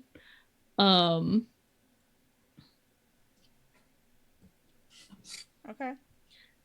And I feel like the other bond I was interested in, I think because it seems like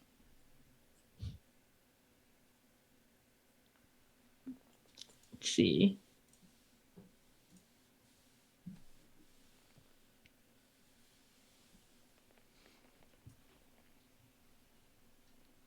I think with the dreamer as somebody who's well traveled, I think it would fit to say that I feel like I have so much to teach Alex if they would only listen.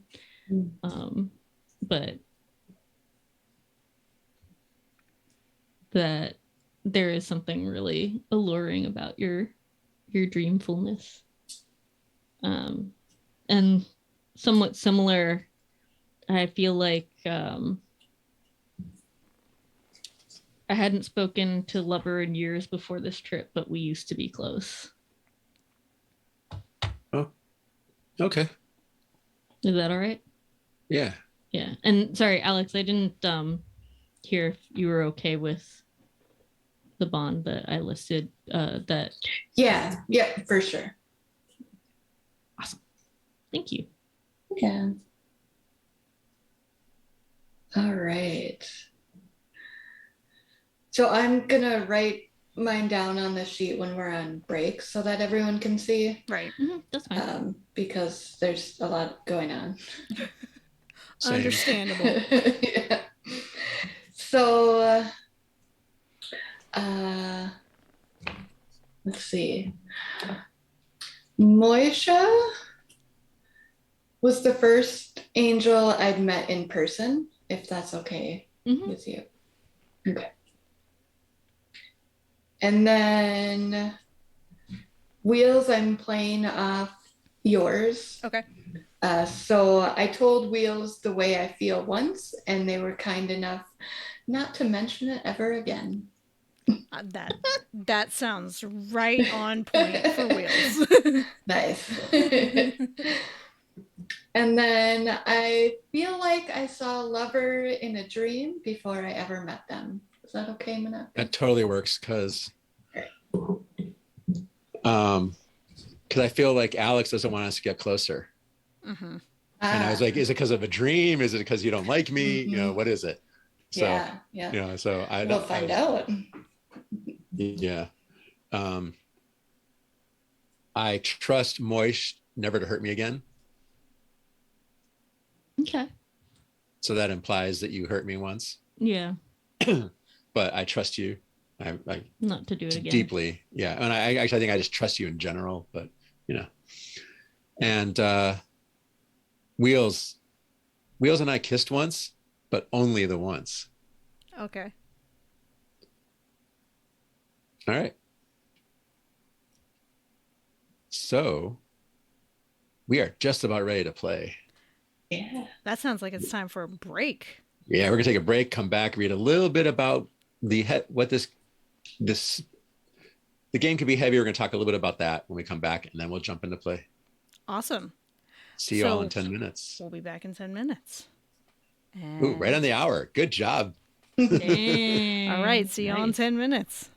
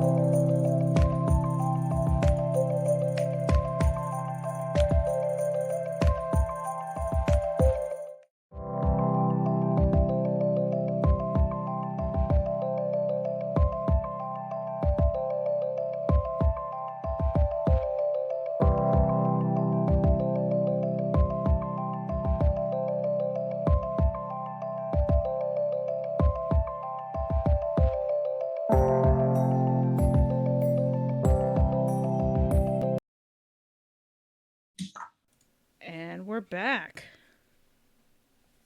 Hey, everybody, welcome back. Finishing up our snacks. Yes, cat snacks. Snacks. And it was a person snack beforehand. So we're going to read some things directly from the book because it's good writing and important about safety and play. So we're going to move through. Our order, right? Yep. All right. This game is a heavy one. I really, truly recommend playing this game with close friends or people you trust to tell this story with you. By talking together about the situation elements right at the beginning and by explicitly talking about tone and content, like we did, you can help calibrate your experience together. Many players may be familiar with tools like lines, veils, the X card, and these may be right for your game. But even if you do use name tools like these, please check in with your fellow players. Some players may find it hard to speak up when the game starts to get heavy. Please also consider talking beforehand about potential triggers and content that you don't want at the table. If you're comfortable bringing it up, but don't make other players share personal traumas or triggers if they aren't volunteered. Nobody has to share a list of everything upsetting to them in order to play. Your turn, Nina. I know, that's my cue. I was just changing the cat cam. Trying to keep things a little light.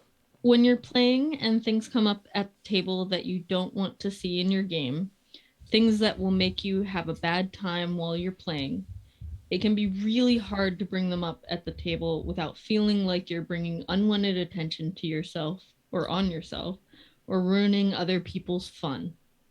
That's why it's our shared responsibility to make sure that any one of us can say we're uncomfortable if we need to, but more importantly, to try to avoid having to put anybody in that position in the first place.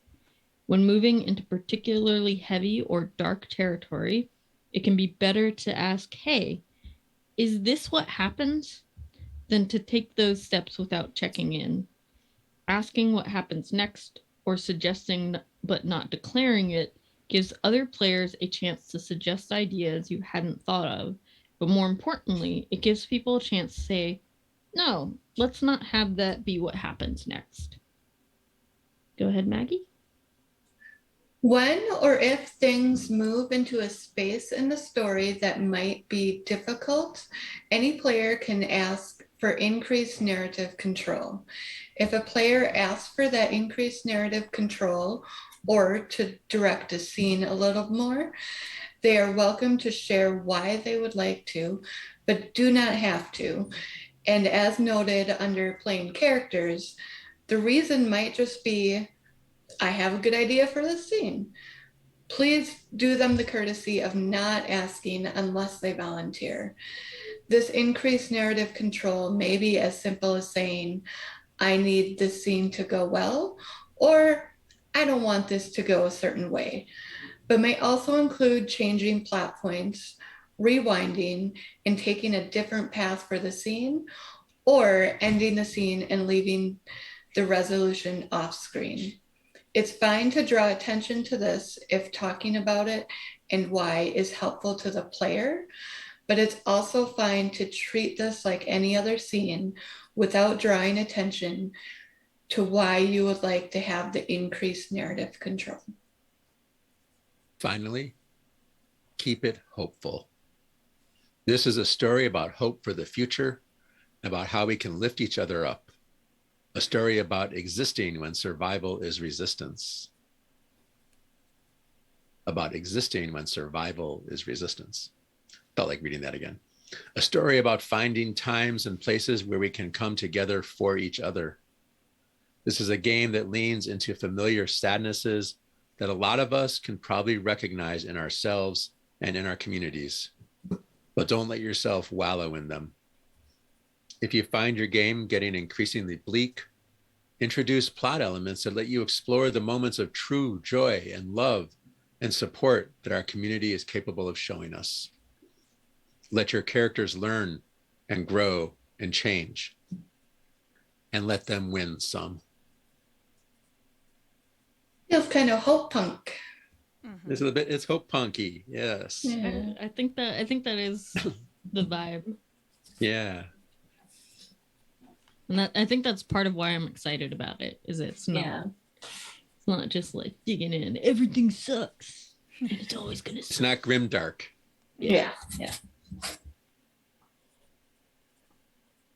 All right. It says back on page 3, once you have a rough sketch of a map of some locations, you should focus on the first leg of your journey and start describing what you see along the way. As you talk about setting out on this journey, build upon your curiosity. Maybe you want to know more about the small town you stopped in right outside the city. Maybe you want to know more about the tourist trap by the side of the road along the way. Or maybe you're more interested in talking to your fellow travelers and fleshing out relationships. As you find questions like these, you may answer them or you may play them out as scenes so that answers emerge organically. Scenes can be brief snippets or vignettes, or they can be longer. You can transition from scene to scene or return to the conversation in abstract until you have another scene to do. Make sure all the players get to participate in the scenes. So we decided we're starting up there on our map. And I'm assuming we're together. I was curious, sort of, as much bond and such that we've established, what has brought us all together? Like we established, I think, that we're headed inland in part because of all the flooding. Is that correct? I think it's also, there has to be I think there's a social element to it, right? We're all on the run for some reason. I think I've maybe pissed off the wrong people with my open-minded, hippy-dippy, free love version of being the divine love. Remember, we're angels. So I'm laying low. And I'm from wherever I'm from, they weren't fans of angels, and I like always felt drawn to it and felt like I might be one. So that's why I'm leaving. Ooh, you weren't sure you were an angel, huh? Yeah. Yeah. I'm assuming I've been an angel for a long time and known it. I'm no stranger to fleeing. And so I am fleeing from fleeing.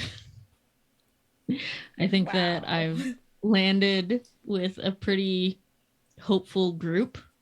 You know, we've got Lover, literally Lover, and we've got who I knew from Once Upon a Time. We knew each other well. Yeah. I like to think. And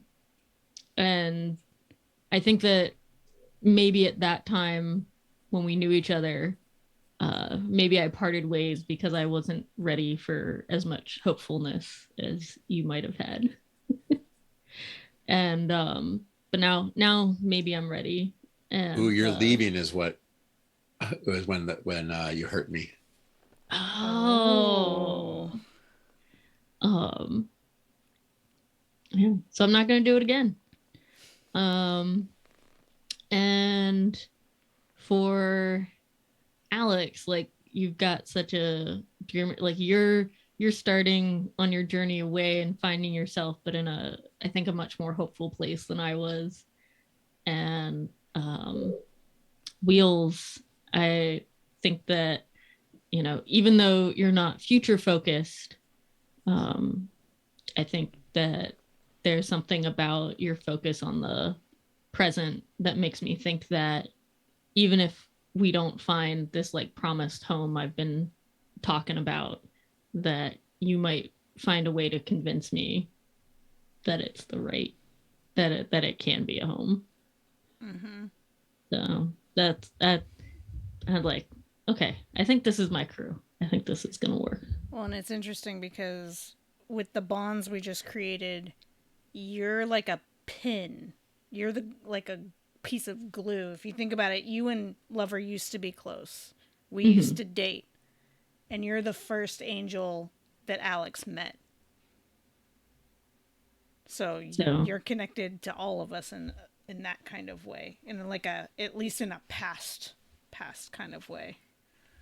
Where do you think we all met up? Do you think that I because I'm the pin that I sort of called you all together for this to make this trip, or do you think we all kind of happened to run into each other and it was more spur of the moment?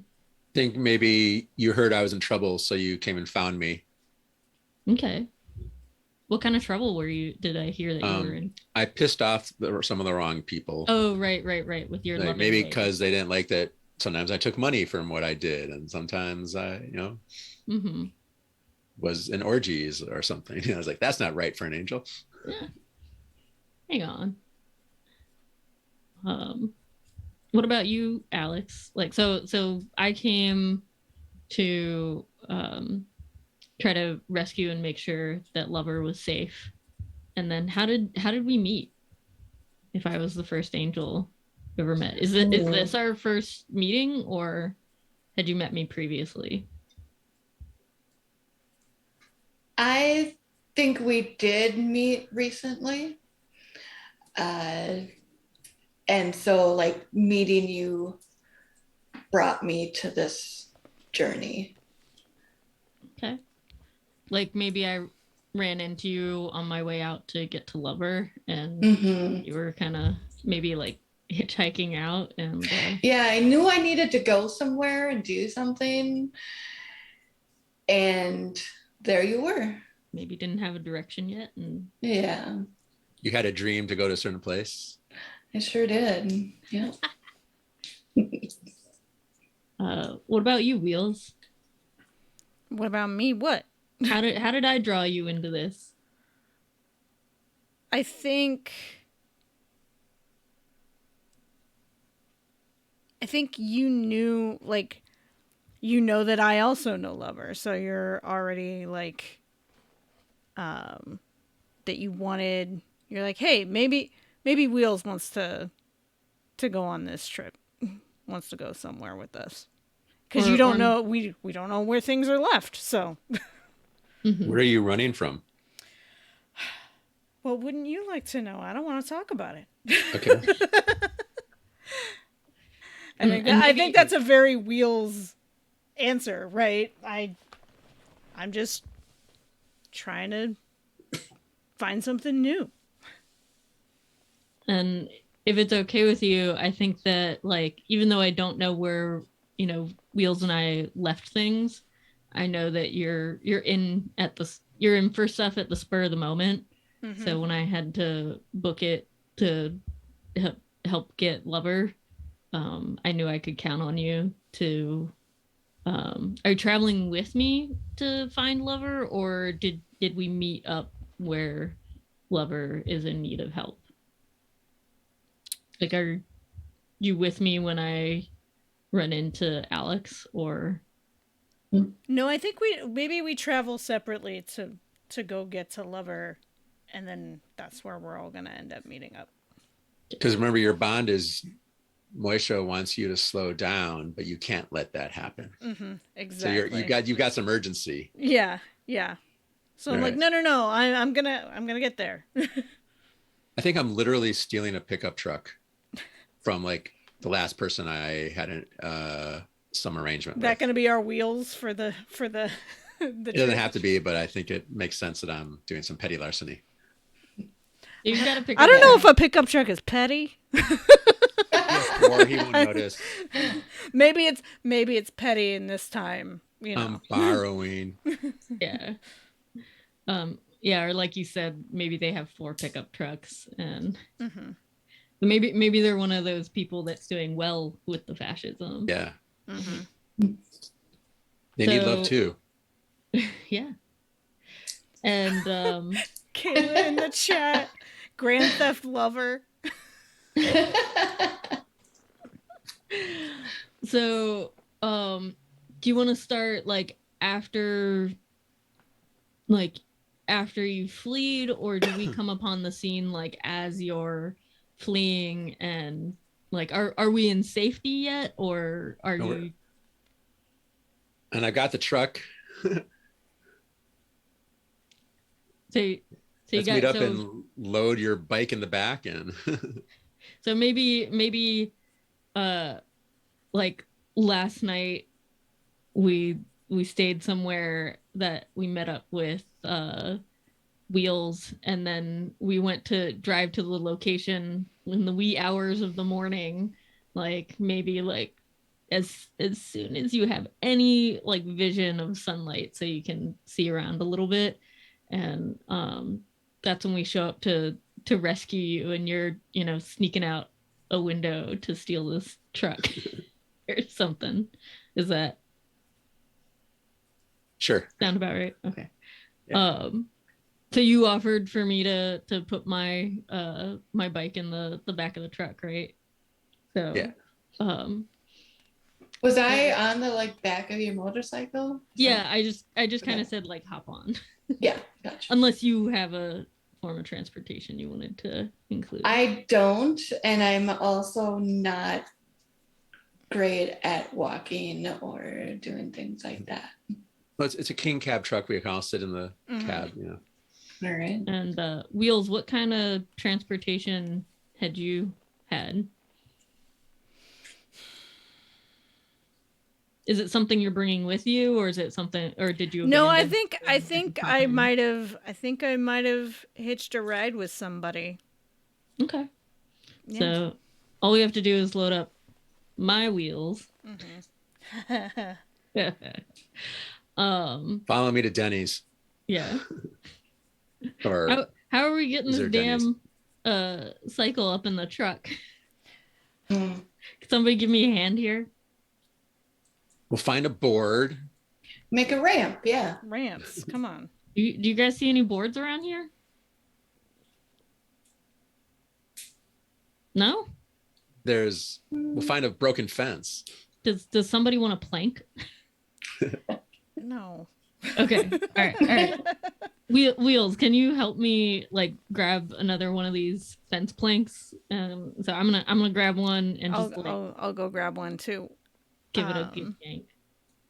Yeah, I'll grab one too. I have a feeling though that it's going to. Well, why do we need two? Well, The width of the wheel. I don't know. I have a feeling that these boards are not so great and they're gonna snap under trying to roll this bike. Or yeah, maybe we put them one on top of each other. Yeah.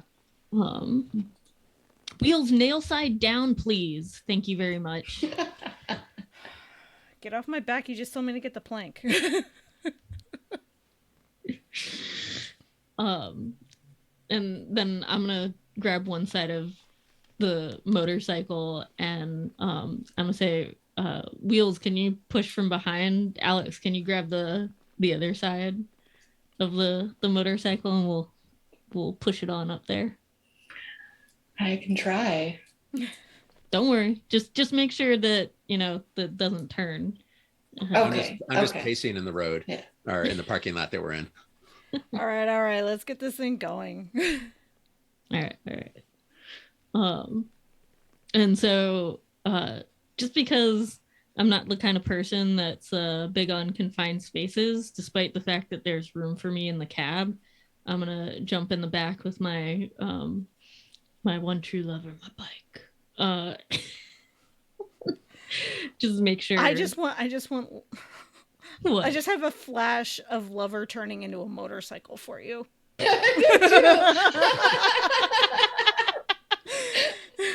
Maybe a little beyond the limit. I know. It's just. Or like the Geico ad with the dude that's like half motorcycle, half. Yeah. You're making me drive. I am so distraught right now. I just don't know if I can do this driving. And you guys want me to be responsible for your lives too on this wild and open road that we're heading out to. I'm making it about me. And which is a I'm move. just gonna kind of stare down Wheels. I can drive if you want, lover. Who are you? Alex. So you don't want us to get closer. So we've met once, maybe. Have we met? Or we have not met? I think we're just meeting. Yeah. But I've seen you in a dream. Yeah. Mm-hmm. I haven't told you that. But so Who as are Alex, you? I'm like, hey, like I can drive if that makes you really uncomfortable, but you can like sit on the other side of the truck. Always shotgun. All right, let's just You'd go. rather be shotgun. Let's You go, can't let's go. drive. Well, Wheels, are you okay with the middle seat, or do we have like yeah, a as long cab? as I get to put the music on. Yes, you can help with the music. I'm just gonna go. I climb over the back after that and go into the king cab, the back seat, stretch out flamboyantly. I guess I'm riding Dramatically. shotgun then, and I'm gonna get in the truck. And I hop into the driver's seat. I'm kind of like looking around, like, are y'all ready? Are you comfortable? Moisha, you okay back there? Oh, I have a giant like, suitcase in the back seat too. No, in the bed of the truck, like huge, heavy, packed. It's a seat for Moisha. I'm gonna open the window between the truck bed and the cab, and I'm gonna see Lover all stretched out there, and I'm gonna be like, "Made yourself comfy already, huh?"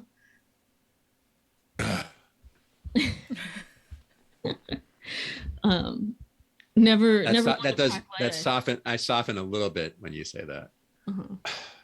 And good to see. So I was like, and so I'll look at you and I was like, "Do you know where you want to go?"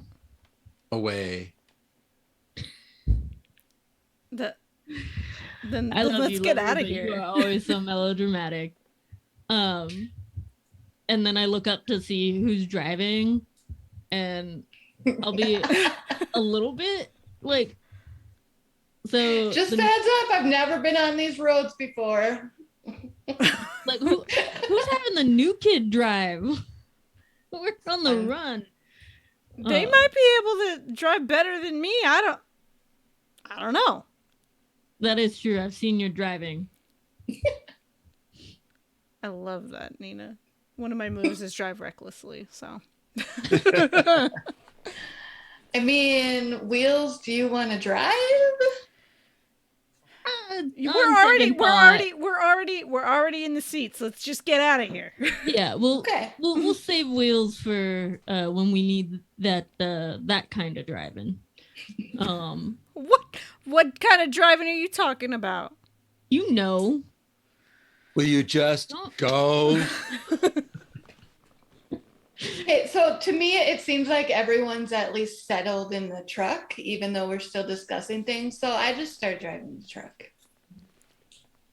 And okay. Moving right along. No, I don't sing that.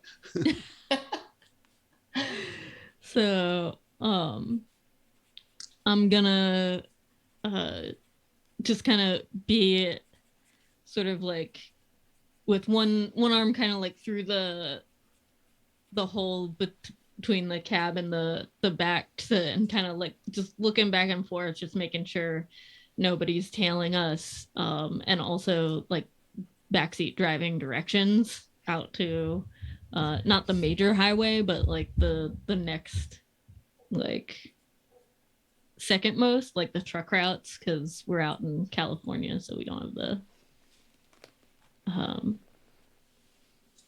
county roads, yeah, just yet. We'll get there. We're in like although we middle are of nowhere. Like Humboldt, yeah, we're in the middle of nowhere, Humboldt County, which the main highway goes up and down. So we got to go through some backwoods to get to something bigger if we're going. Or basically, I think I'm having us. I don't know. I'm gonna kind of look at the team in terms of which way we're gonna go, our little crew, and say, is this a fast and loose situation, or is this a play it safe, take it slow? It's always fast and loose. I mean, there's no one chasing me with pitchforks this time. Mm-hmm. What do you say? Then why Lover? are you so you like such it a fast, rush to get out of here? Like it nice and slow. just going wherever we're going. I'm not in any sense of urgency at the moment. Okay. We could let's take the roads north. The roads down south I hear got all burnt out. Mhm. So we're taking the roads north so that maybe it's less effed up. And really, I am just like going wherever you tell me to go. Mhm. And secretly, I'm just really impressed that all of you let me drive. I don't know how much I've actually driven, but I can make the truck go. As we're driving along, watching Moy watch the road and be alert, like, Moy, you look like you're ready to climb on that motorcycle and make a heroic backwards exit and take care of whoever's chasing us if they chase us. Lover, you know I've done this before. Yeah. Thanks for calling. I learned from my mistakes. And then I kind of like pull down the glasses and like give you a little wink and say I'm not gonna make those mistakes again.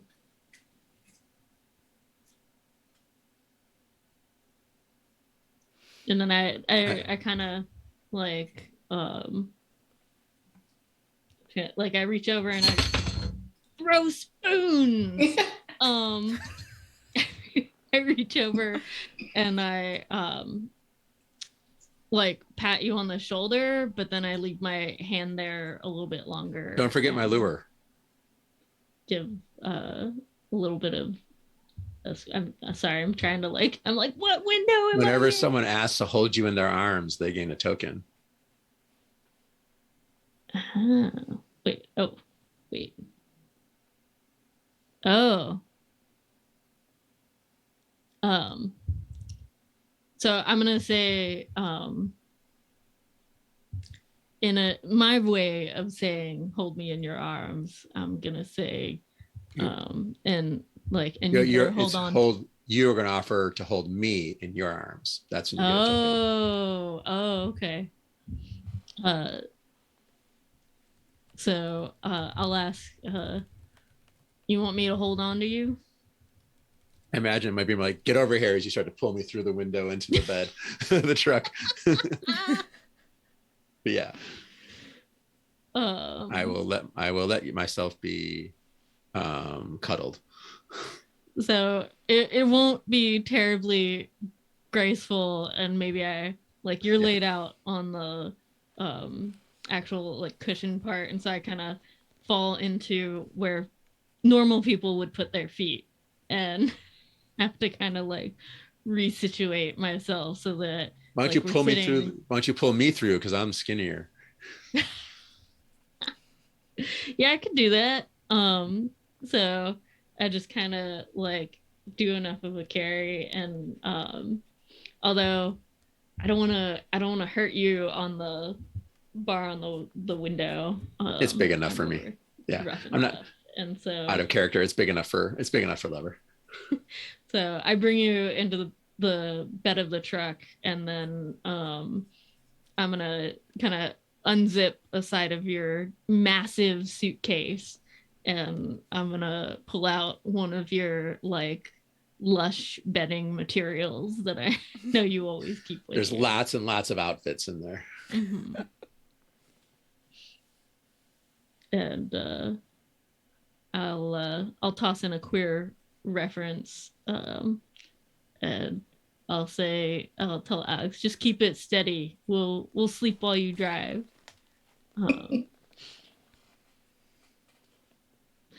And that can be actual sleep and get some rest, or it can be sleep in quotations. And we can close the window back up either way because it's probably pretty chilly. We'll let those in the cab at least stay warm. Oh, so thoughtful. Oh, so thoughtful. Of course, always. Wheels, when have you known me not to be thoughtful?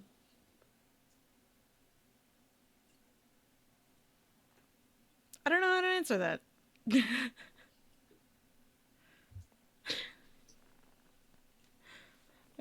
The chat keeps distracting me. What are they saying in the chat then? That we need a Grand Theft Lover mug and that things are spicy. You know, I can't draw They're and tender. Okay, Hallie, not spicy, tender. Things are The- chicken nuggies. Chicken The move nuggets. is let yourself be held. It's a regular move I have. So does that going mean on you're? Oh, and do I gained a token for? Answering my lure. Yeah. Okay, Hallie's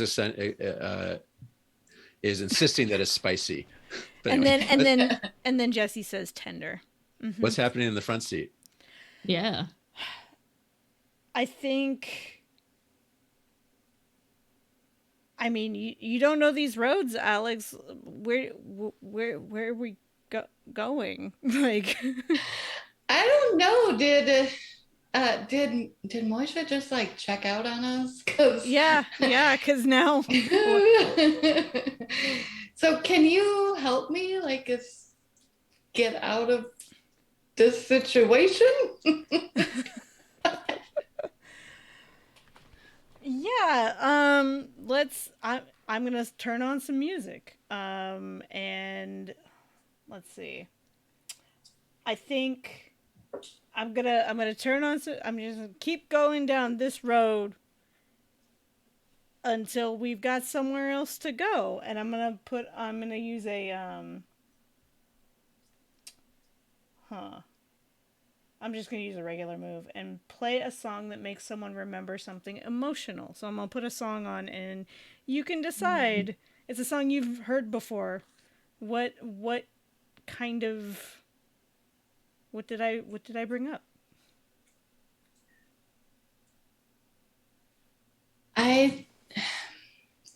So the song I just can't get my emo character out of my mind. Mm-hmm. So there's some sadness happening for me, and you definitely brought up like some memories of listening to some of my friends when I was like a teenager.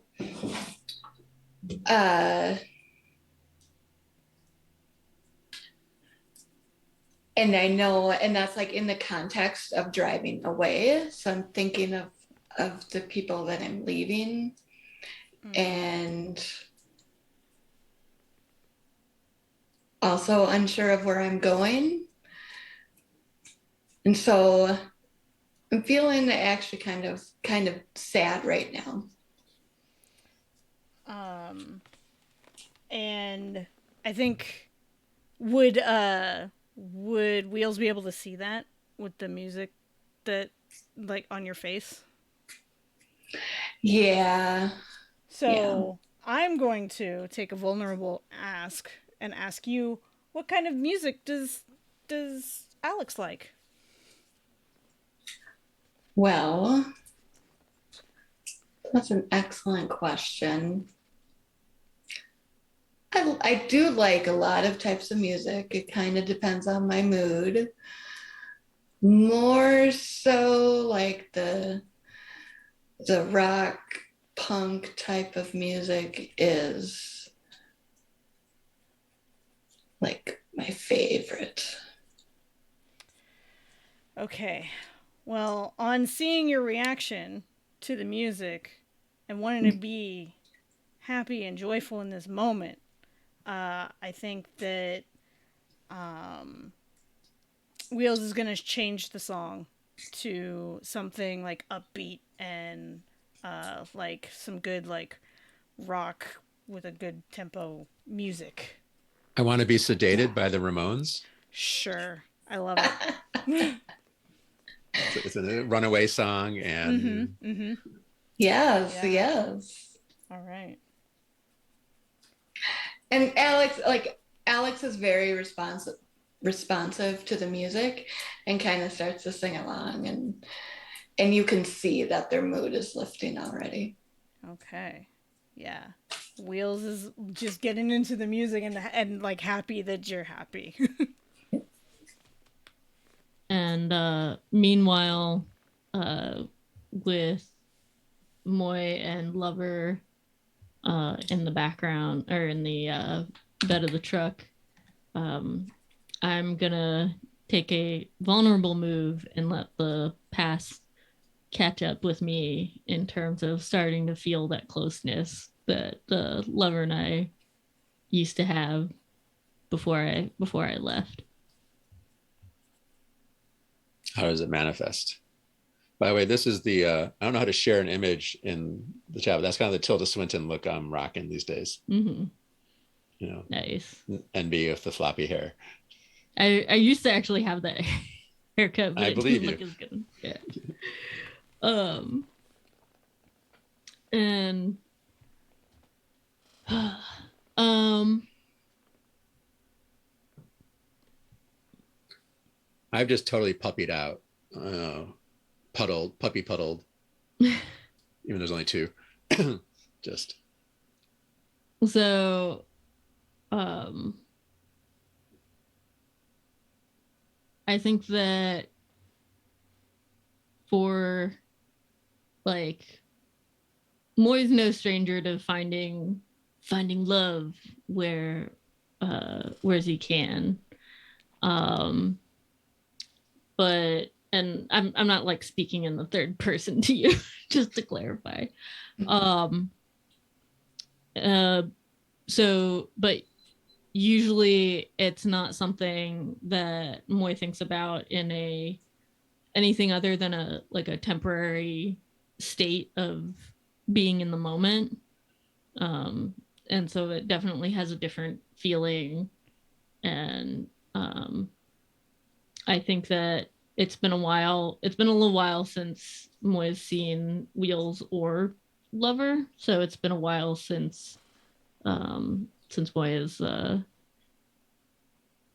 like let themselves be vulnerable again, or like experience being close to someone in a romantic way. I'm pretty sure that I am giving off non-romantic vibes at the moment. I'm totally like vulnerable baby, puppy puddle, safe kind of thing right now. But I think that's sort of what Moy might actually fall for most with Lover. Of course. Is that vulnerability side. And so even if we're not doing something of a traditional romantic manner, but like just knowing that you feel so safe with me and being vulnerable in that way, I think it gives me that feeling of what I often talk about home being. And so I'm gonna let that past kind of manifest, kind of knowing that with your outwardly loverness that you can get yourself into a lot of trouble. um I'll ask the vulnerable ask, uh would I be safer taking this trip without you? So you're asking me, So would I'm, you so be I'm safe? asking Lover, You're like asking what I Menachem. You ask the player.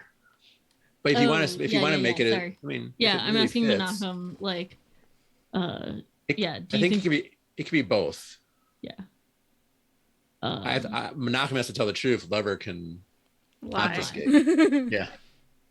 um so not necessarily whether or not I'm making the right decision, but basically kind of um asking the question twofold. So on one side, it's the, will are we are we all putting ourselves in a little bit of danger by taking this trip with you?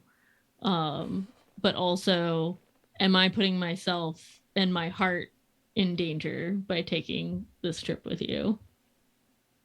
still kind of curled up, fetal, not turning my head. Yeah. Just like, I trust you'll never hurt me. I will never hurt you. And I don't think Lover's being actively chased at the moment. It's just situation got bad. And Lover was being melodramatic. And Lover was being melodramatic. No, I think that's fine. So I don't think from player to player, we're all in danger because we're on a road where Angel's fleeing something bad. But I don't think Danger's any more attached to me than anybody else. Okay. At this moment. The Lover would tell you, you know, I'm not gonna, you're too important to mess with. You're too important to fuck with. I wouldn't play any of my games. Everything you get from me, and this is kind of, everything you get from me will be 100% genuine. I think Moore responds that anything you get from me. I suppose I'm more of the danger I need to be looking out for. And in saying that, like referring to my own complicated situations with various like relationships in my past, and kind of not being good at setting things up in a way where like I protect myself from vulnerability despite being a hard ass on the outside. I'm gonna make a strong move. Help them forget about the world for a moment, and it's kind of like readjust my snuggle into you and nuzzle up into your beard, you know, with the side of my face or my forehead, and I feel safest with you. I'm not worried. And I think I'm gonna also like readjust and just kind of try to hold you a little bit more, and fix the bedding or blanket that we have so that it's a little bit, so it's covering us more, and like almost more that cozy feeling of like kind of tucking it around us as we snuggle in the truck as we're driving down the road.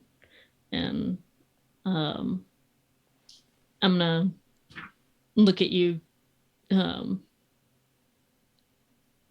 just kind of smile, and then kind of shift us both so that we can lay back a little bit more and watch the trees that I think are probably there on the sides of the road as we drive down. I'm going to call out the situation of supplies. We have about a quarter tank left. Might want to stop, get some gas.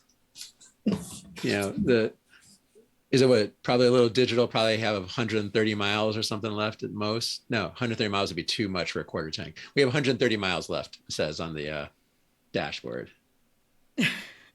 It says we have 130, but that's too much for a quarter tank. Yeah, it's a pickup truck. But we're in the mountains, so you know we're leaving the mountains. We gotta think 70 miles left. We need gas soon. And I guess I'll knock on the. It's been a little while. I'll knock on the window and open it a little bit and be like, "Wheels, don't you know of a place around here?" I'm gonna argue that we in the back don't know about the gas situation. Okay. Yeah. Sorry, go ahead. Alex would be the one that would know. You might notice too. Yeah. If I look over. Say, Wheels, apparently we're still driving gas-powered vehicles and our gas is very low. Do you know where we can stop? Um, I mean, do we want the electric Ford F-150?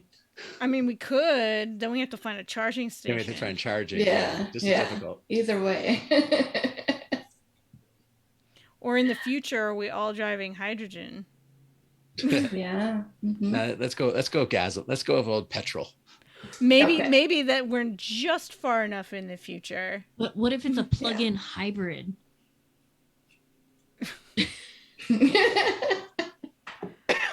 I'd like to see your motorcycle be a plug-in hybrid.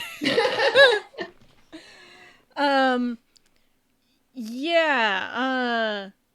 I think there's a place.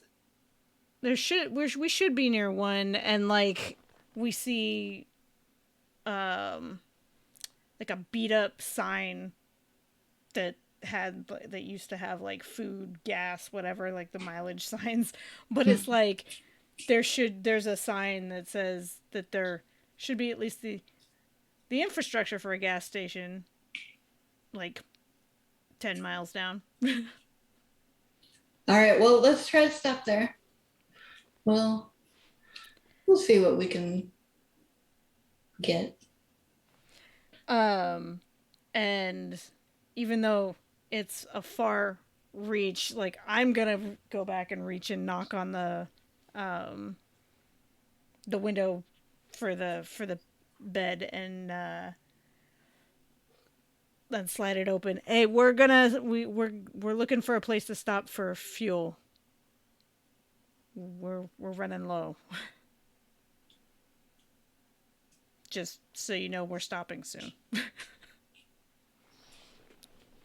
Good. I was gonna say, looking, you should know these parts. I'm paying attention kinda to where we are, but also like the trees. They're beautiful. I'm just gonna. Oh, go ahead. Does anybody have any money, or are we looking for a place where we can like gas up and go, if you know what I mean? I lazily reach up with a roll of cash.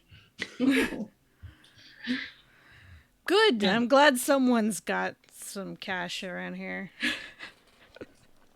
And I'm just gonna make a snide remark and say, I see you've been popular lately. Doing my divine duty. As you should. Somebody clip that.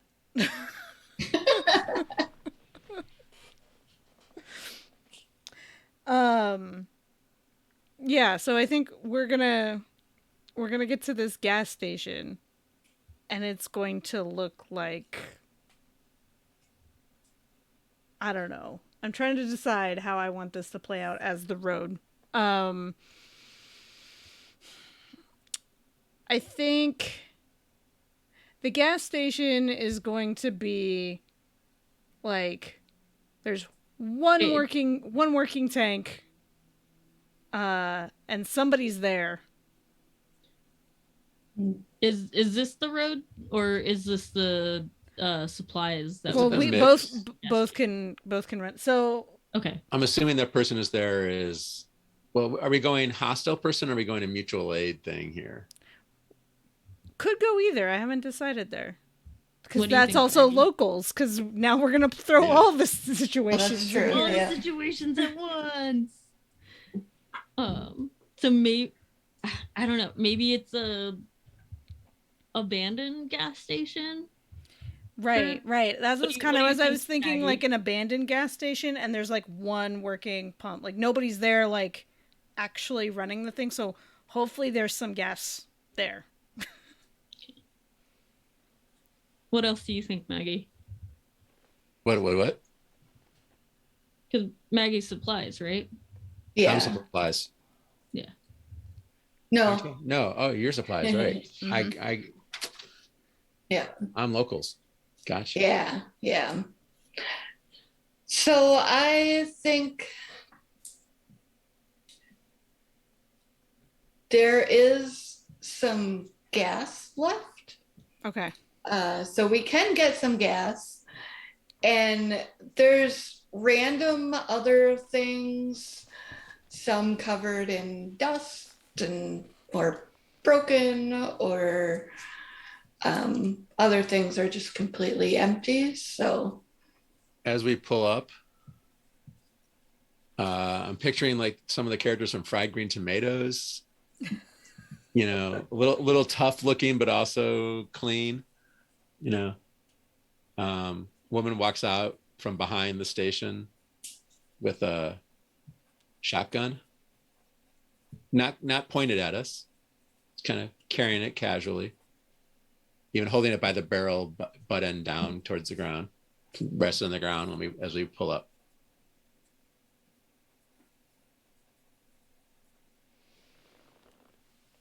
Well, I hope who- she lets us get some gas. I'm just gonna kind of stay by the truck, keeping an eye out, and maybe I take another item of fabric from Lover's suitcase and start using it to polish up my bike. While I let you guys take care of the situation. That was expensive.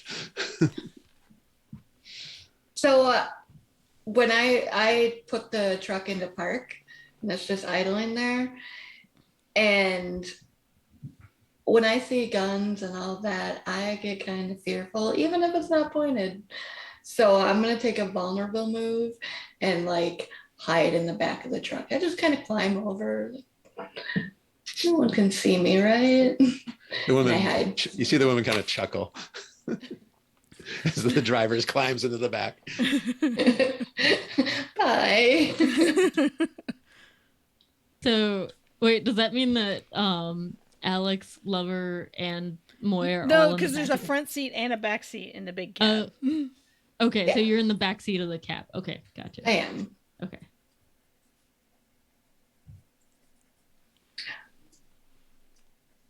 Lover, don't you have the money? Oh, I had thought Lover passed the money to somebody. I just held it up. I don't know if anyone took Oh, it okay. from me. Yeah. I didn't because I was driving. That's all I Right. know. Wheels, did you take the money or? No. Sorry, Sorry, I start to get myself up slowly, stretching. I guess if I'm interacting, though, someone has to take up the locals. Oh, right. Well, so here's what I'm just gonna kind of sigh and I'm gonna tell Lover, like, why don't you go ahead and spread your wings? I'll take care of this. And I very like Wait, subtly literally? or like slyly. What? Literally? Literally take care of this? No, you said spread your wings. Oh, I was like, can you describe the locals a little bit more? Like, so It's, they chuckle at the. It's one woman, obviously, kind of, Okay. you know, butch and femme together, right? You know, like, you could tell is strong and takes care of business, but isn't afraid to wear a kind of a flowery top, Mm-hmm. you know, with an apron tied around the waist, you know, and, you know, kind of place where they might hide the body in the gumbo, right? And she's kind of watching us at the shotgun, you know, holding the barrel, like saying, I have a gun. I don't really want to use it, but I've got it. Now I will if I have to, kind of look. So since it's only one person, even though they look strong, I think they're the kind of gender like they don't seem necessarily gender conforming, and so I think I feel more comfortable around them. And so I'm just gonna kind of sultrily whisper, like, whatever lifts you up, and just kind of, without using my hands at all, go like just step up on the side of the truck and then drop down and go to walk in and like holding up the water cache. No, So I don't let you take the whole local can wad. see it. Smart person. I peel off a bunch of bills when you ask for the money.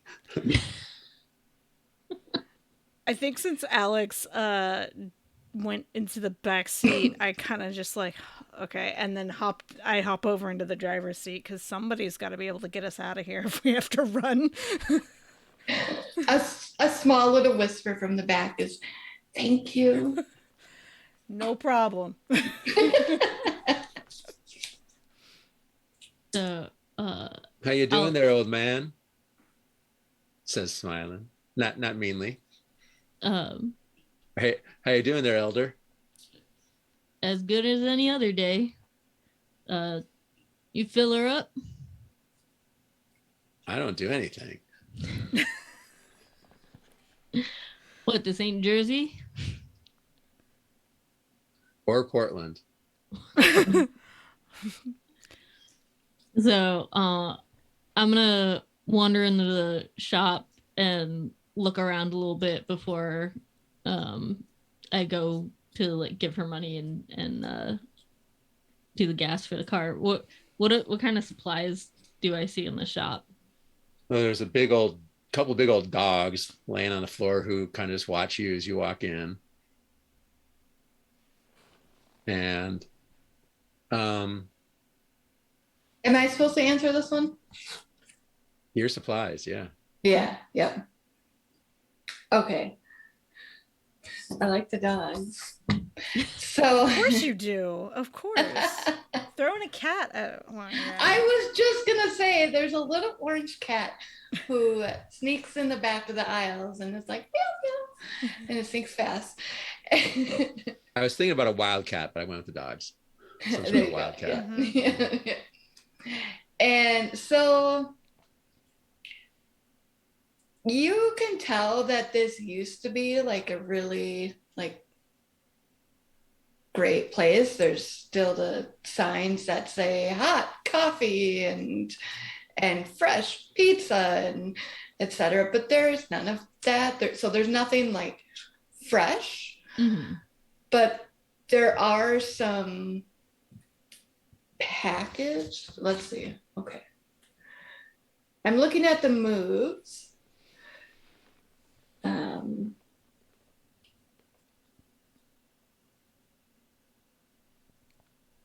So while you're looking at the moves, I'll go ahead and like out of one of the many pockets in my jacket, I'll pull some jerky that I keep, and I'll tear off two pieces and then one slightly smaller piece, and I'm gonna toss the two bigger pieces over to the dogs, and then They ignore them.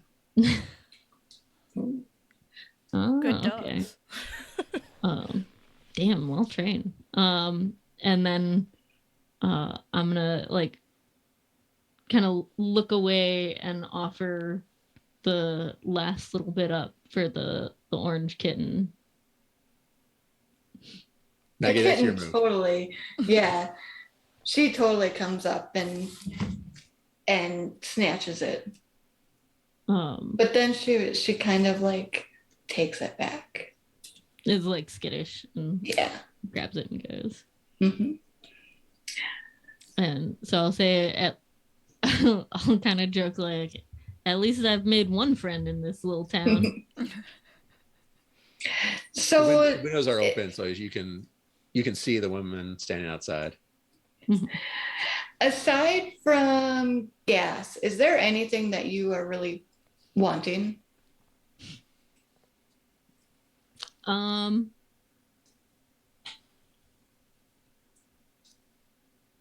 That's a good question. I should have been thinking about that. Did anyone bring any food? I mean, I have like dried You've and got preserved jerky. stuff that lasts forever. And I probably have some protein bars, in my suitcase, but that's about it. and I've got some water. But I don't know. Just because I'm feeling a little vulnerable, it's not something I need, but I'm just kind of like, huh. I wonder if they have any like wine or like something to drink.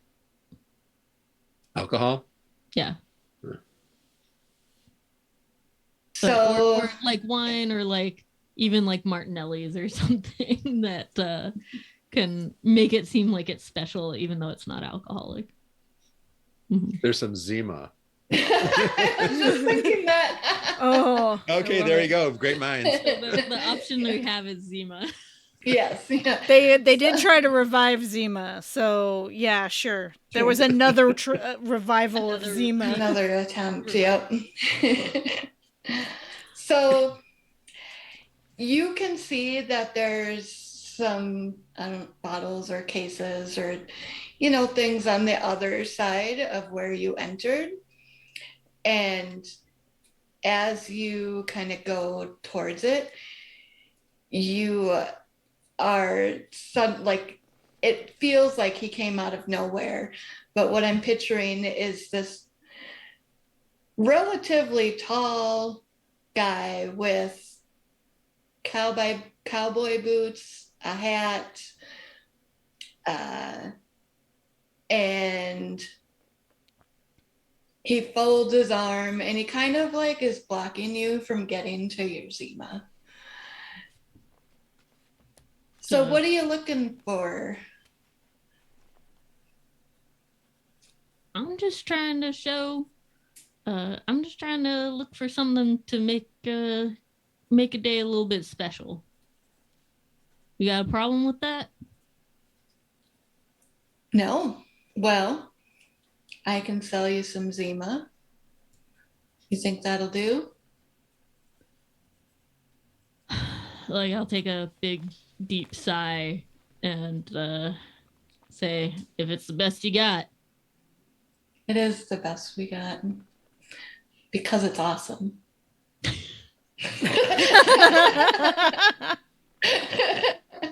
Right now, we don't trust these people. No. This is like the Terminator meme.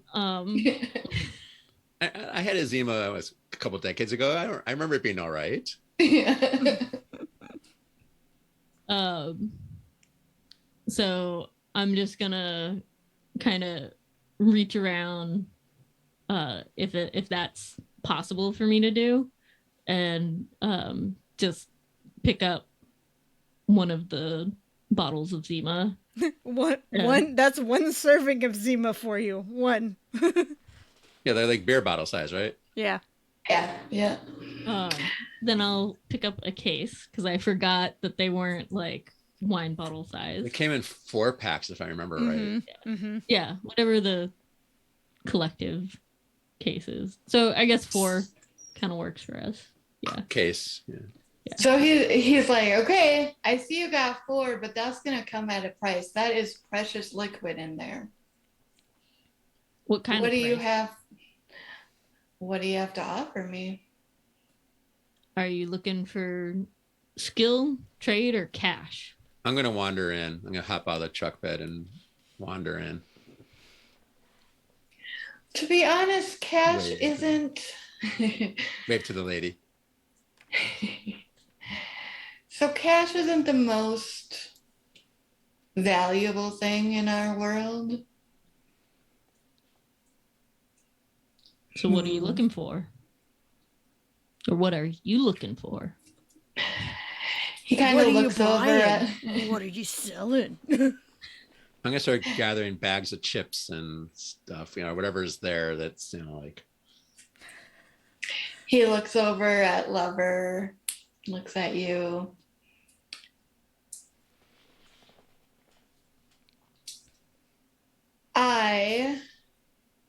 I'm thinking I think I see that truck that you got out there with a nice bike in there. Can you please give me a ride on your motorcycle? I just want to ride on a motorcycle one day, like just for a minute down the road, please. And I'm just gonna look at him, kind of square up and look really serious, and then say, I'm gonna give you the ride of your life.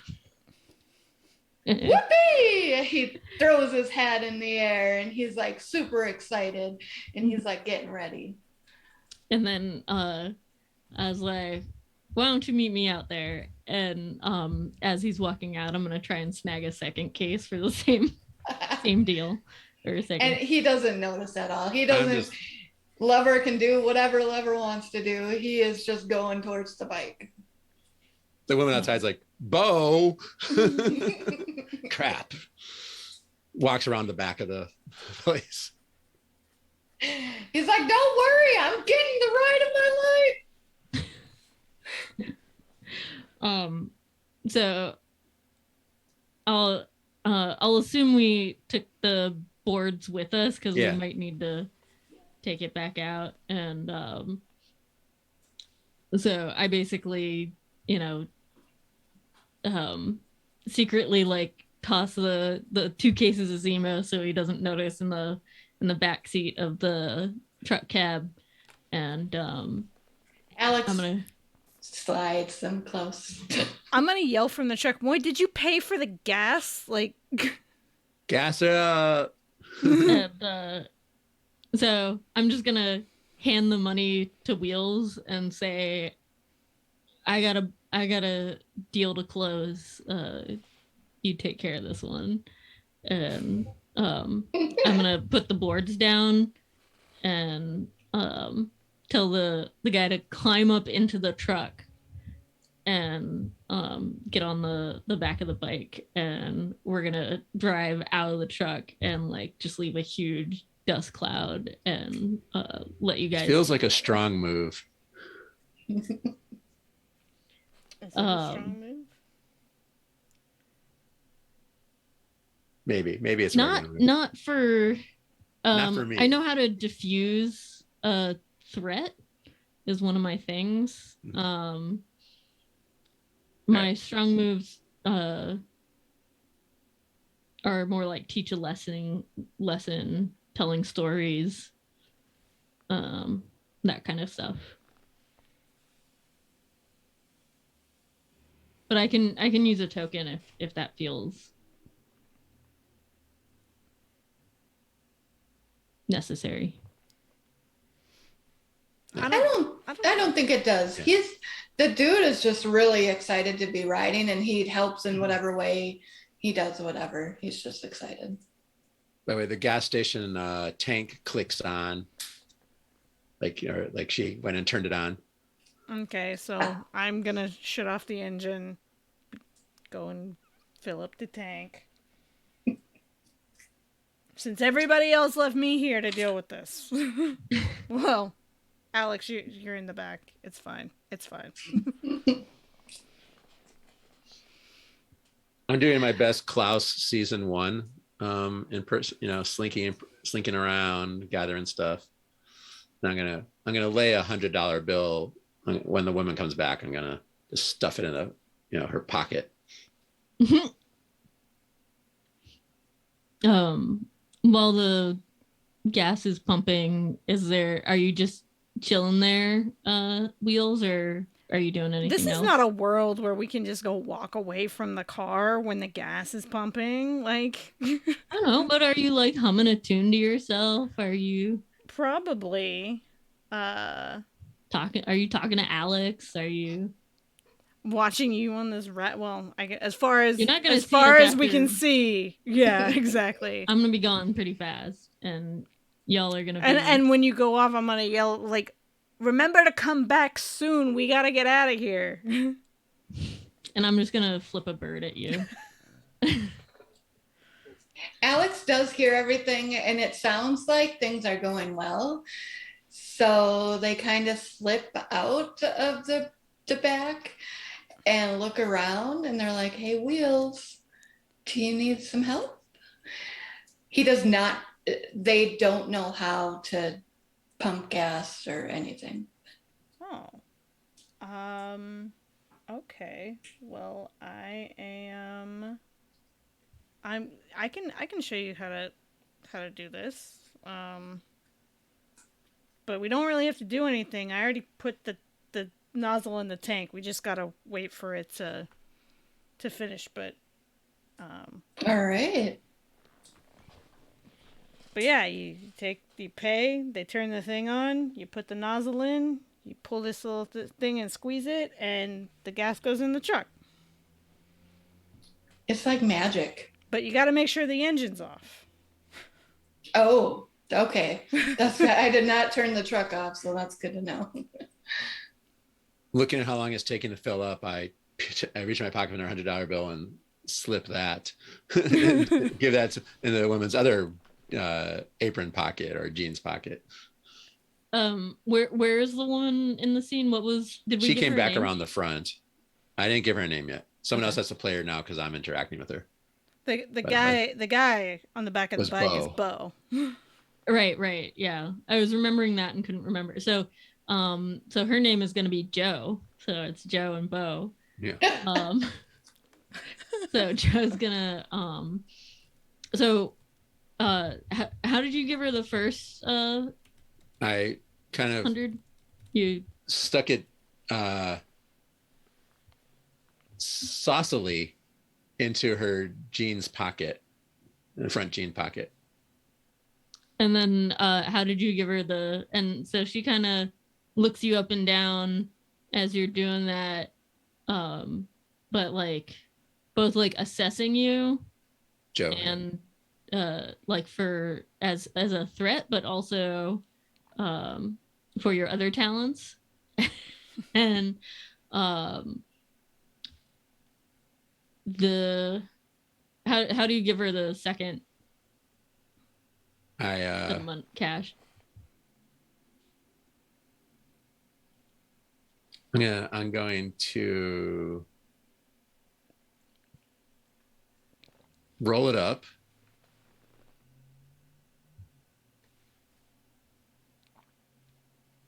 Yeah, I'm going to roll it up.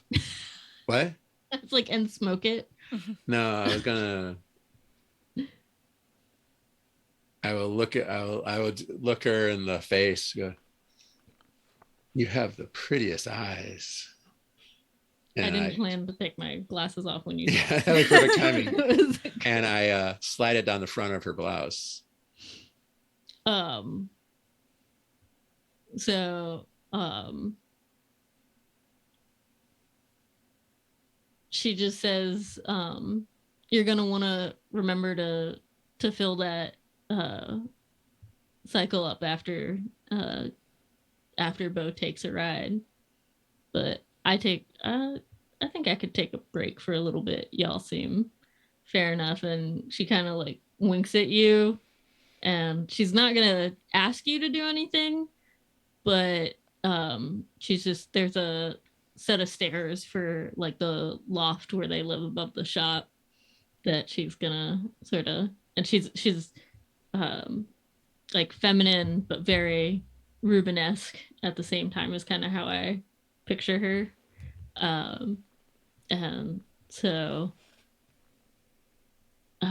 she's just kind of gonna give you a sly look and go up the stairs and let you make a choice about. I'll drop all the snacks hastily in the back of the back seat and fade to black as I slink up the stairs.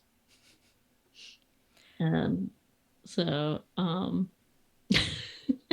so I think that separately, like flash forward, let me change my character, and Moy's gonna come back with the bike, right up, and by now that the truck is no longer at the pump, me and Alex have the truck and we're just like ready to go. So I'm gonna fill up the tank somewhere. I'm gonna fill up the tank on the gas, and I'm gonna do like a special whistle that Lover and I used to have from back in the day. And Lover, what does that whistle sound like? I don't know. It's, those shrill, high pitch, loud whistles that a biker dude could do. And basically as soon as the motorcycle is ready, it's daytime, and so I'm gonna feel like I need to just like stretch my legs a little bit. So I'm gonna straddle over the bike and let you know that I'm gonna kind of give you a heads up and say like you guys can start on ahead. We'll catch up. And I think we can. Uh, how does Lover make their exit from the shop?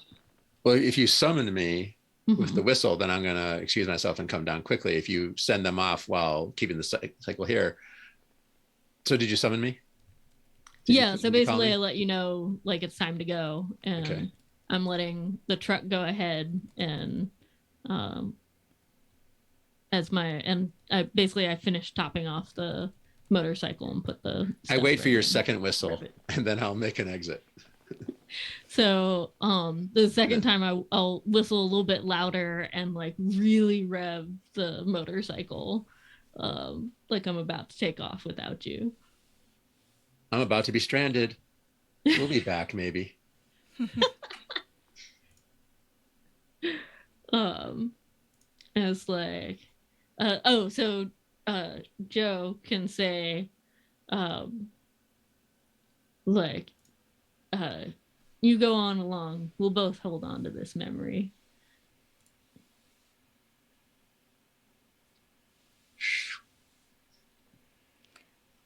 All right. Okay. Thank you. Now we're going to do our wrap up to exit the magic circle. And we're going to answer one question because our time needs to be cut short and a little shorter. And we will then do the name game in reverse. So I'm going to pose two questions and then you can answer either one. All right. Because since this is Gaze of Our Lives, we want to ask queer related questions. And then I was like, so one question is, how did this session relate to your queer experience moving through the world? Or just simply, what did you appreciate about you or someone else's play, favorite moment of the session? And we'll go in the same order that Yep. we did before. Um, I will. Normally, I would want to answer the queer question, but I really appreciated Maggie's portrayal of the guy that wanted the ride on the Bo, who wanted the ride on the motorcycle. That I was like, oh, he's gonna want the bike. Oh no, he just wants a ride on the bike, and that was amazing. And I appreciated that. And on top of that, I think I love playing with all of you. This is the first time the four of us has had this grouping, and I think it's gonna be fun. Yeah. I think it's gonna be pretty good. I also appreciated that I did have a moment like you no, you're not gonna touch my We were going to oh throw down okay. if that got to it. I was ready till I was like, how do I throw down? What are my moves? Um and I also liked how Menachem as Lover really sort of I don't like went along with the suggestion of flirtiness, but also had good direction about where your character was in any given moment.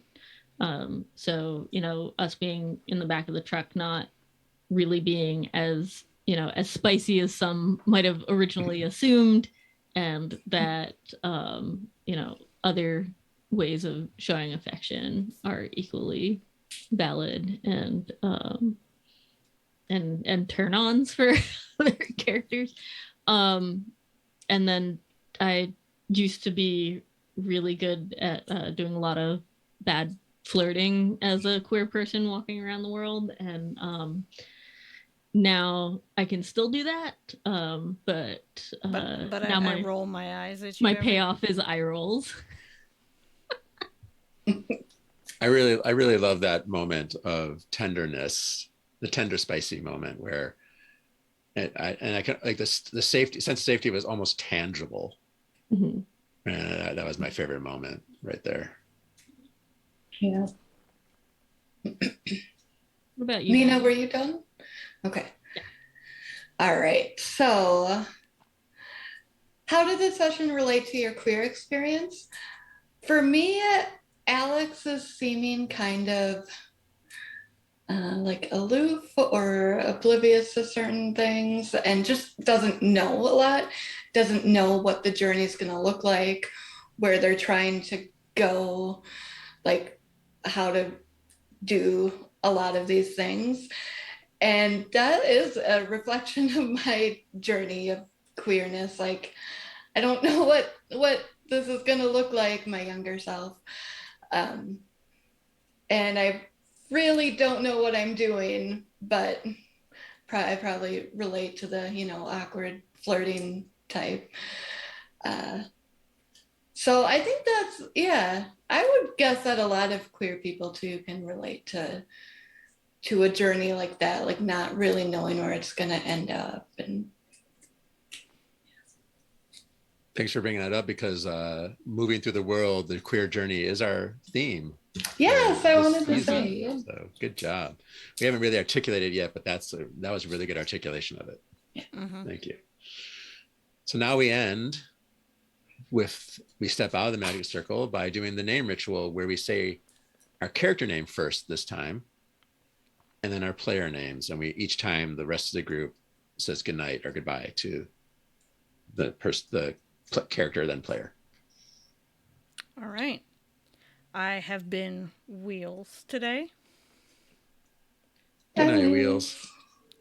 and I'm Lara. Good night, Pleasant Lara. dreams, Lara. I have been playing Moisha or Moy. Bye, Moy. Moisha. Bye, Moy. Thank you.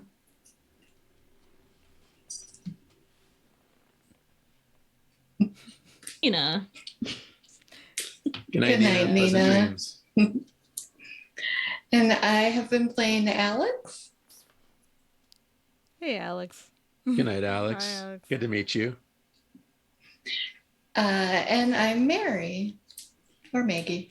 Or Pleasant Maggie. dreams, Mary or Maggie. Good night, Mary or Maggie. I have been Lover. Hello, lover. Hi, lover. See you, lover.